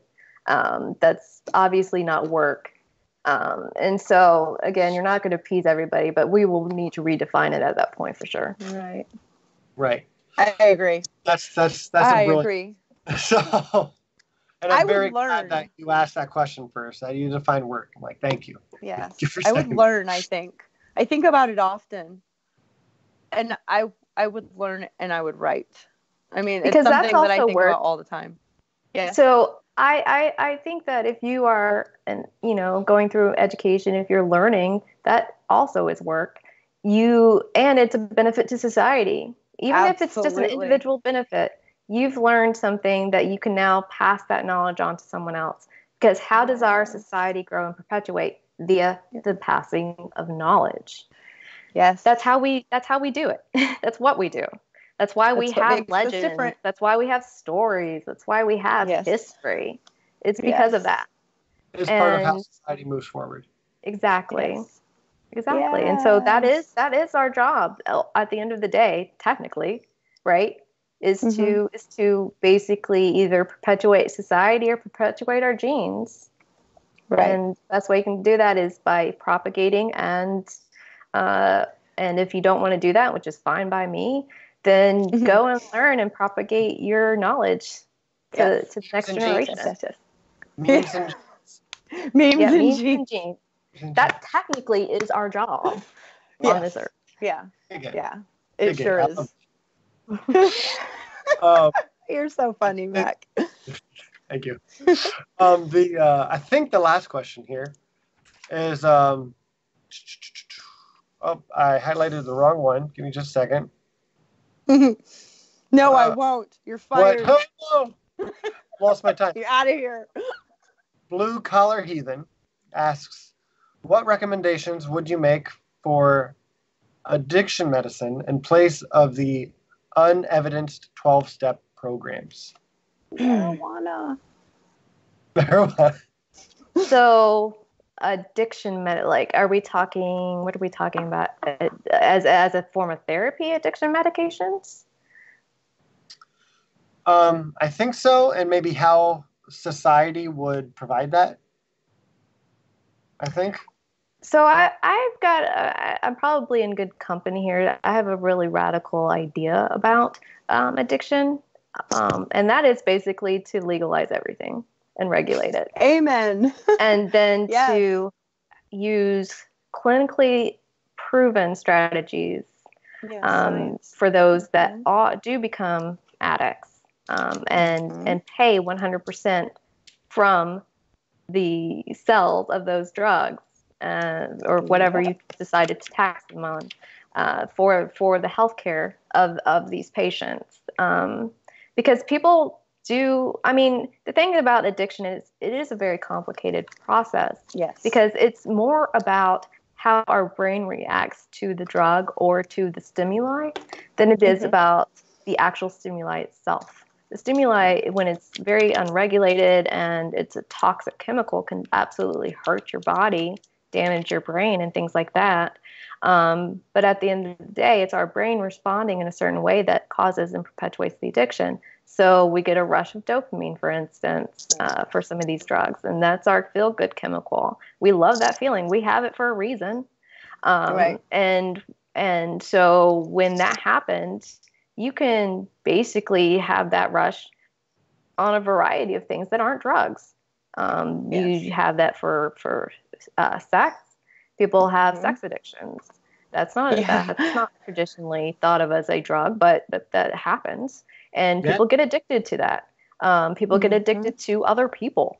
That's where stalking behaviors come from, because they get a rush of dopamine and a feel-good chemical from that behavior, even if it's not even reinforced. And so more than substance addictions. And so there's more than substance addictions, which means that this is a larger problem than the substance itself. The substance is what harms the body, but it's our brains that are responding to it. And so we need to have centers that are available that are obviously proven outside of the 12-step program. I'm not a clinician, and so I don't know much about the 12-step program, to be perfectly honest. I just know how our brains behave with a variety of stimuli. That does include drugs. Now, there are some drugs that will be potent or more difficult to remove from the system. For instance, opioids. Opioids are really bad because they mimic our naturally occurring norepinephrine or our endorphins. And so we get not only a rush of that feel-good chemical dopamine, but we also get an endorphin rush. And when it mimics an already existing chemical that's occurring, that naturally occurs in our brain, it starts tampering down that response in our brain. And so what I mean by that is that our bodies, because it's being supplemented by something like an opioid, stops making the chemical itself. Because you don't want to have too much in there. You want to have it at a kind of, it tries to balance itself. So then when you take away the opioid, it's not in a balanced state because your body no longer is generating that chemical in and of itself. And it has to reacclimate. And that's why you go through those withdrawal symptoms that are pretty brutal with opioids. And it's unfortunate that they've gotten as bad as they have because the drug companies know this. They knew this. They know how opioids act on the brain. This is not a new discovery by any means. I think this has been known since like the 50s or 70s or something like that, how opioids behave on the brain. But it's all America's fault. Well, I mean, it's not America's fault. There's a level of selfishness, of course, that has helped perpetuate the opioid crisis. But as far as I think that people should legalize and regulate it, because I think people will get addicted to things and they aren't necessarily drugs. And we should always have an option for these people. Because, again, it's all about society and not being too much stuck on the individual as if it's their fault when it's kind of their brain that happens. And the responded part. That responded in part. Yes. Right. And I think we can do better here for sure. I think so too. And Portugal, you've watched Portugal decriminalize all of their drugs. So going back to the science thing, if we wanted to do and be a smart society where we use proven data, we could go look at things that have been proven and implement them. And if they didn't work, we could not do them. It's just, we have to make the decision. So we have a country like Portugal get rid of all of the black market. There's no black market because you can get it there. That's so smart. I think it's really weird because people forget that, before we had like these synthetic drugs, right? We had them naturally occurring and they weren't regulated. And so people just did them all the time. And it wasn't really viewed as a problem, whether it was, they would, trip on mushrooms or something like that around a campfire. And they didn't do that. They weren't in that state constantly. They just did it at night. You know what I mean? They had a very restricted time frame in which they intook these substances. And a lot of them that were naturally occurring, we found out pretty fast that it didn't really do that much damage to our bodies. It's not Right. alcohol. It's not like alcohol. Alcohol is really bad. Right. Yet we think that that's fine. It's so weird because alcoholism is one of the worst addictions you could possibly have. Yes, because of the it damage it does is. take on your body, and also the behaviors that manifest. They're one of the more violent behaviors that can manifest under alcohol, more so than a lot of other drugs. It's hard to yet tell. we find that that's fine for some reason. Yeah, I find it really hard to tell anyone that alcohol is like worse than most other It is drugs. hard. Ones that are naturally occurring, yes. Yeah. Yes. I'm like that's I'm like and like I tell them meth's still really bad. Don't mess with meth. But don't get methed up. Yeah. But yeah. I have a couple more questions now. If you have time. Okay. Are you okay with yeah. that? Okay. First, comment. Do not legalize that drug from the Umbrella Corporation. We have enough drug in Florida. All right, that I'll give them that one. Okay. Pelagia asks, is there any aspect of near-death experiences that isn't explained by a dying brain chemistry? Not that I'm aware of.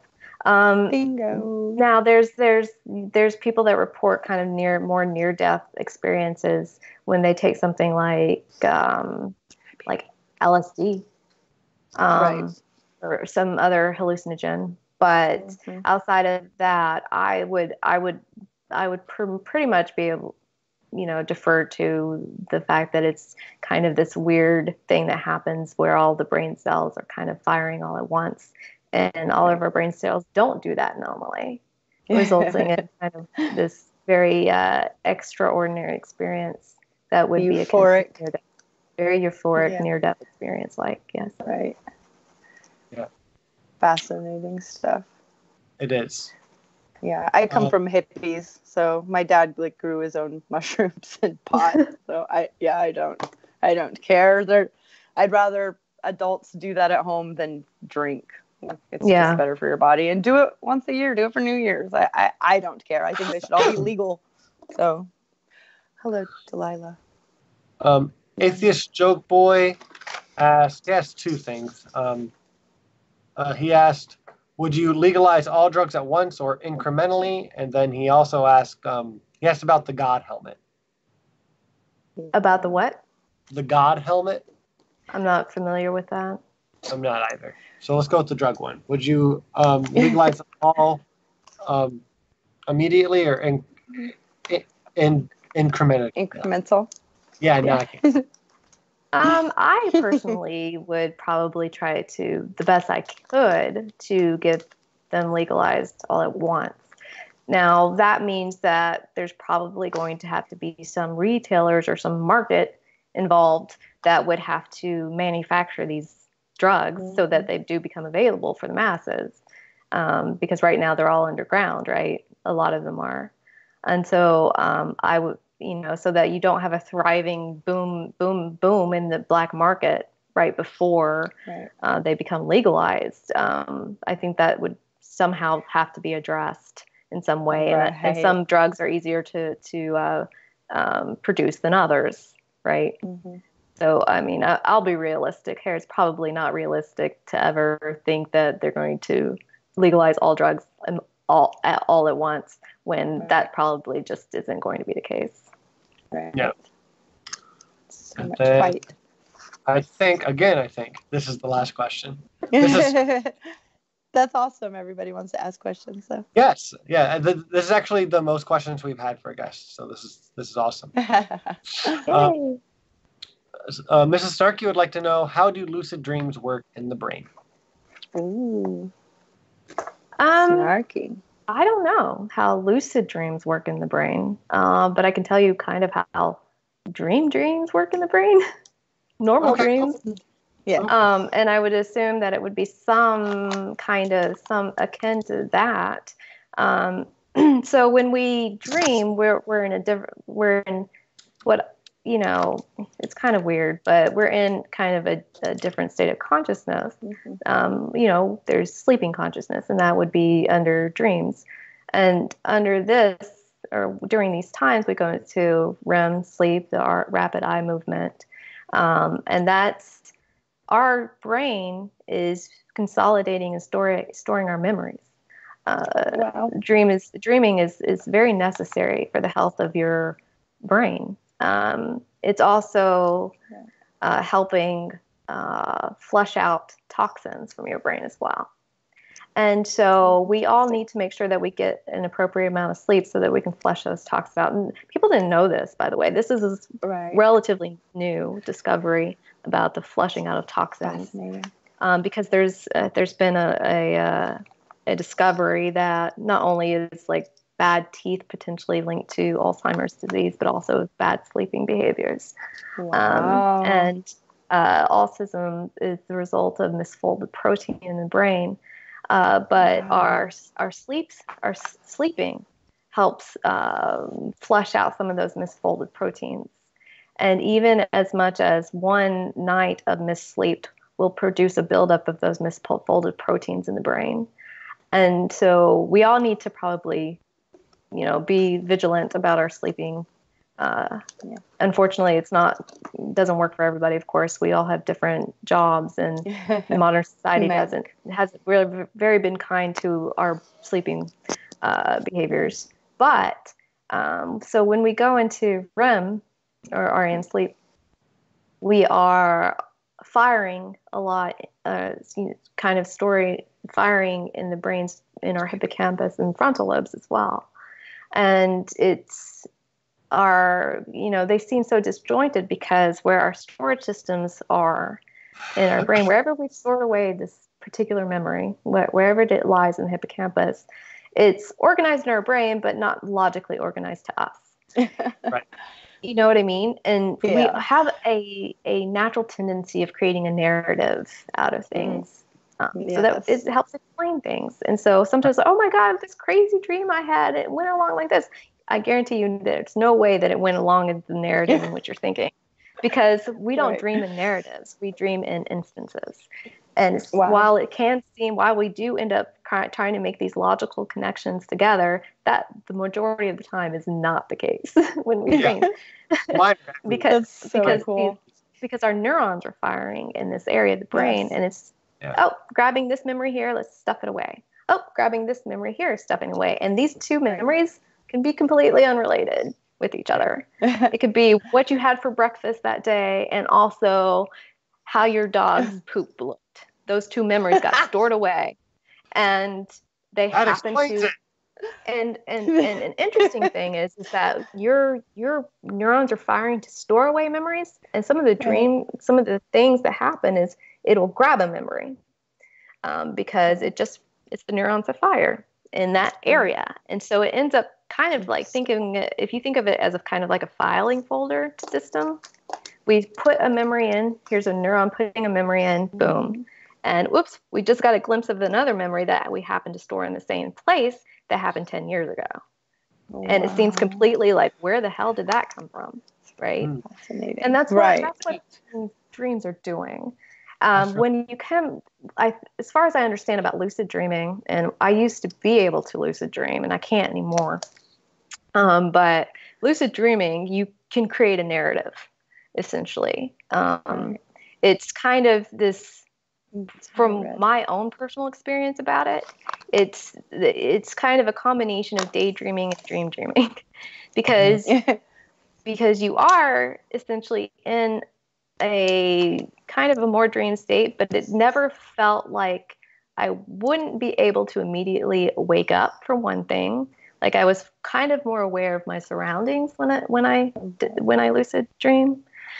When I did, this was like in my early to mid 20s when I was able to do this, and at the same time, it would feel like a dream. So I wouldn't control, or I would like if I was having a particularly good dream from the night before, I'd pick up where I stopped off, and that would help create that narrative. And so it's kind of the ability to create a narrative in your dreamlike state. I would argue. Creative mode, right? Do what now? I said it's like dreaming in creative mode. Yeah, that's a good way to put it. Yeah, it's dreaming in creative mode, and it's also kind of like pick your own ending dream, or those books. Yeah. Remember those books? Yeah. Does anybody remember these? Where you kind of peek at the page. Oh, no, that's not the thing that I wanted. No, I wouldn't really do that, but sometimes I would. Okay, I would. And it's kind of like that type of dreaming where you get to pick your own ending to your dream if you want it to end, that's awesome. and want to go on to something else. And so it's just a combination of the two. And unfortunately, I actually have never asked how that works in the brain. Gotcha. But I'm sure there's something there's a question. I'll have to put that on a brief brain facts. Never been able to or even know how, or I guess never been in a position where I closed my eyes and said, I'm going to try to lucid dream. So all of it's fascinating to me. All of it. And you're very lucky to choose your own endings of your dreams, even if you can't do it anymore. That's pretty awesome that you had the ability. Yeah, it was fun. It was fun for while it lasted, and then I just didn't keep up with it. And now I can't even really remember any of my dreams. So, but everybody dreams, even if you can't remember them. So, it's like everybody poops. Everybody poops. Everybody dreams. Even if there needs to be a book. Even if you can't remember, that is correct. I'm not good there. Because I know my wife can, and I know Steve McRae can too. Because he's talked about it. Does that have a lot to do with neural pathways or remembering dreams, or just do you know the connection between dreams and neural pathways, if there is any? So I think people are using neural pathways kind of loosely here. Okay. I probably am. So from more of a neuroscience perspective, when I address neural pathways, I'm particularly talking about systems that are connected to each other in the brain.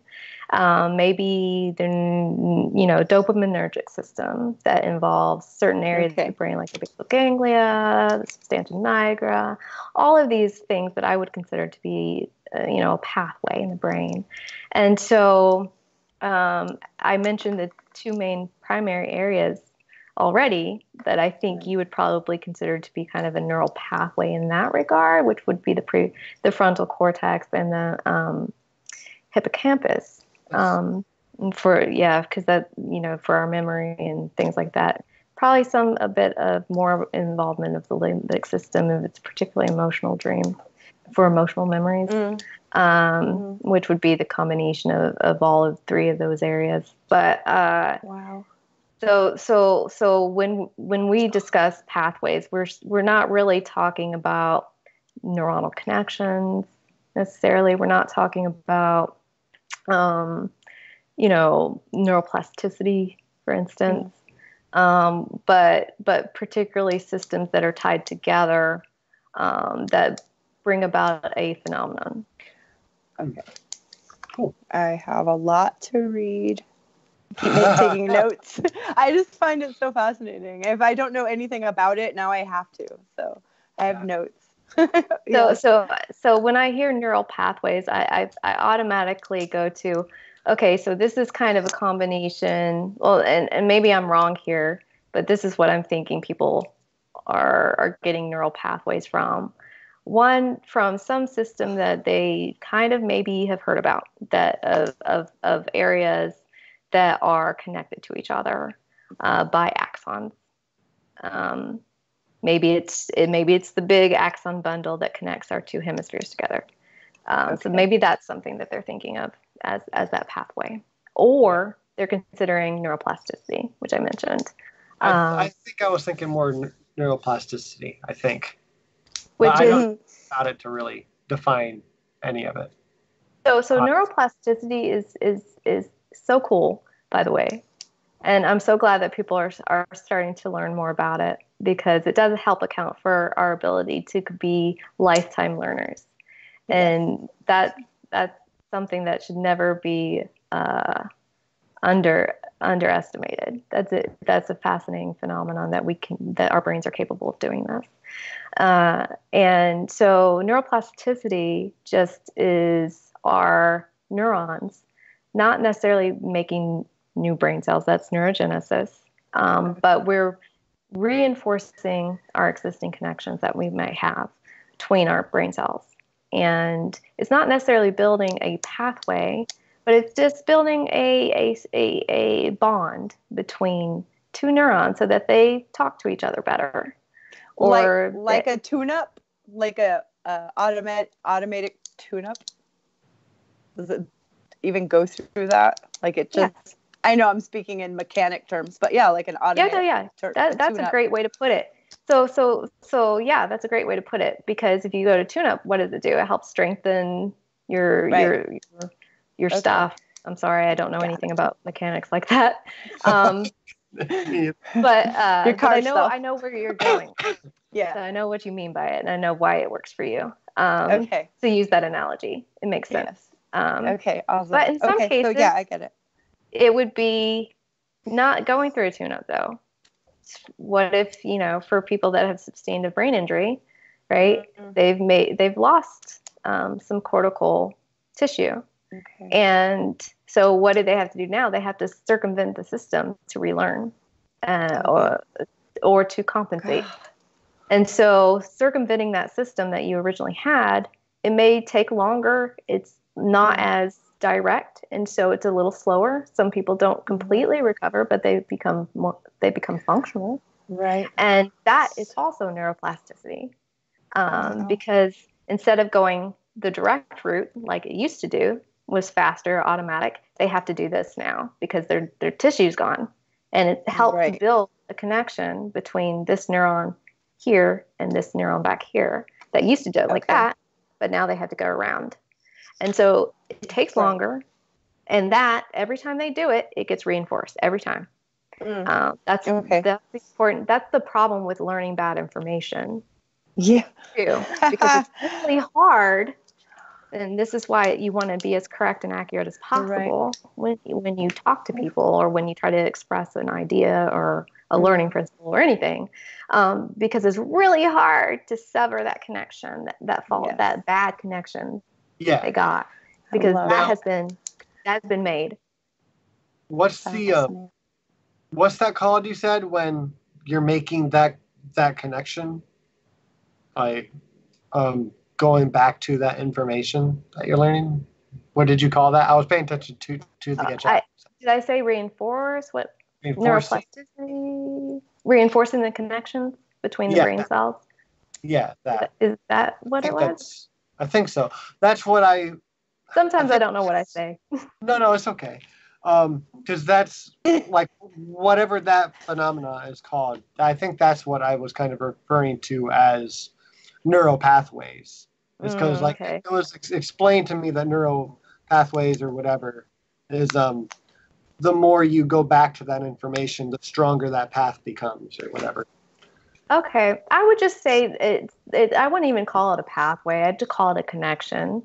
The stronger the connection between those brain cells become. Cool. Okay. Yeah. Yay! We learned something. But we just got another question, and I'll say it real quick. Blue Collar Heathen said for Amanda. Is that similar to how rehab works for someone with, say, ABI? In reference to what, though? I'm not sure. So I think I missed it. Yeah, I don't remember. Sorry, Blue Collar. Is this regarding neuroplasticity still? Maybe. Yeah. Maybe it's for those bad habits that they have. Are they harder to break? Yeah, pathway reconnection, defrag. Yeah, bad habits are insanely hard to break, and it is because it's again harder to unlearn than to learn initially. So say you learn to say, I don't know, like I say, I usually say stimuli. That is the wrong way to pronounce that word, but I've been saying that for years and nobody ever fucking corrected me. And so in my videos, I will often say stimuli instead of stimuli. And oh my God, it's so hard to remember that I'm saying that word wrong. And it's hard. So I will probably for the rest of my life slip up from time to time and say the wrong word. And it was a bad habit that developed that nobody bothered correcting me. And so it just got reinforced over and over and over again. And I will probably struggle with that for the rest of my life. But yeah, that's exactly why. Because we keep messing up we keep deferring to whatever bad habit or wrong thing that we learned. And every time we do that, it gets reinforced again. And so it's been reinforced for however long, and then you accidentally reinforce it, and then it gets reinforced again because of that accidental reinforcement, even though you know the right answer or the right word or things like that. And so it'll continue to get reinforced unless you absolutely sever that connection. It'll be there. And because of the reinforcement, it's still getting used from time to time. It will go away if you stop losing it. If you stop using it, but that just doesn't happen. That explains so much, especially about American exceptionalism and why it's so hard to break. Yeah, it does. Hard to break. And that kind of goes on. There's a lot of things with exceptionalism that's being reinforced in certain ways too. That do take advantage of how our brains work as well, which is why it's going to be a hard thing to get rid of. I agree. But that I know, I love learning. I have so much now to go and look up and learn about the brain. You're going to be keeping Christy busy for a while. Someone asked if you know a book. They said that they have a book on neuroplasticity by Norman Deutsch, MD, called The Brain That Changes Itself. Do you know it? I do not know that book. I actually don't know a lot of books pertaining to this stuff because I usually just read the journal article, like the research articles. And so that's where I get all of my literature from, or my understanding of something is from what the scientists that have done the research have stated about it. Yes. Checking out the peer review. Exactly. Yeah. A lot of the time books aren't peer reviewed, and so I don't know how reliable the information is. Yes. That's fair. I get it. That's a huge Now I problem. do enjoy books like Oliver Sacks, the man who mistook his wife for a hat. Because he was a neurologist that dealt with very specific cases.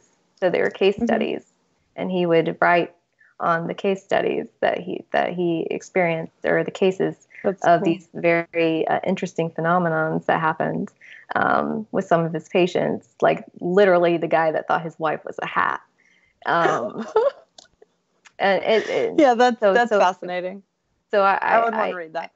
I enjoy those things, because you don't have to worry about them being peer reviewed either, because it's case study essentially is what they are. But for everything else, I only go to case study. I only go to peer reviewed sources. Right.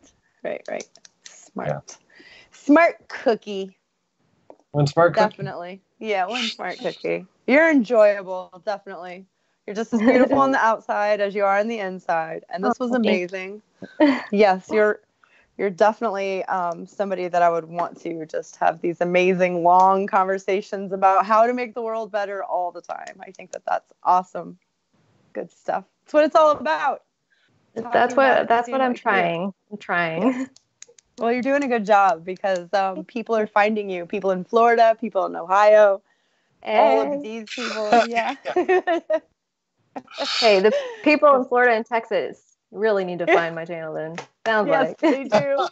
Yes, they do. Like they need Jesus. All right. Oh, it was wonderful. And thank you so much for making time to come over to our small channel tonight. We really, really appreciate it. Yes. I enjoyed the conversation, so anytime. Awesome. And you're welcome here. So, good stuff. Cool. So, thank you, chat, for joining in live tonight. We really, really appreciate it. Wonderful. If you liked this video, make sure you give it a thumbs up. You actually like it, and please share it on Facebook, Twitter, everywhere you share things, because that helps us a lot. It also helps Amanda here. Subscribe to her channel. Be linked down below. And yeah, I think we're all done. So everyone, you should have a wonderful weekend. Thanks for coming on. Yes. And be godless for human. Wait, no, I messed it up. Oh no. Be humanist. Be humanist for godless sake. It did.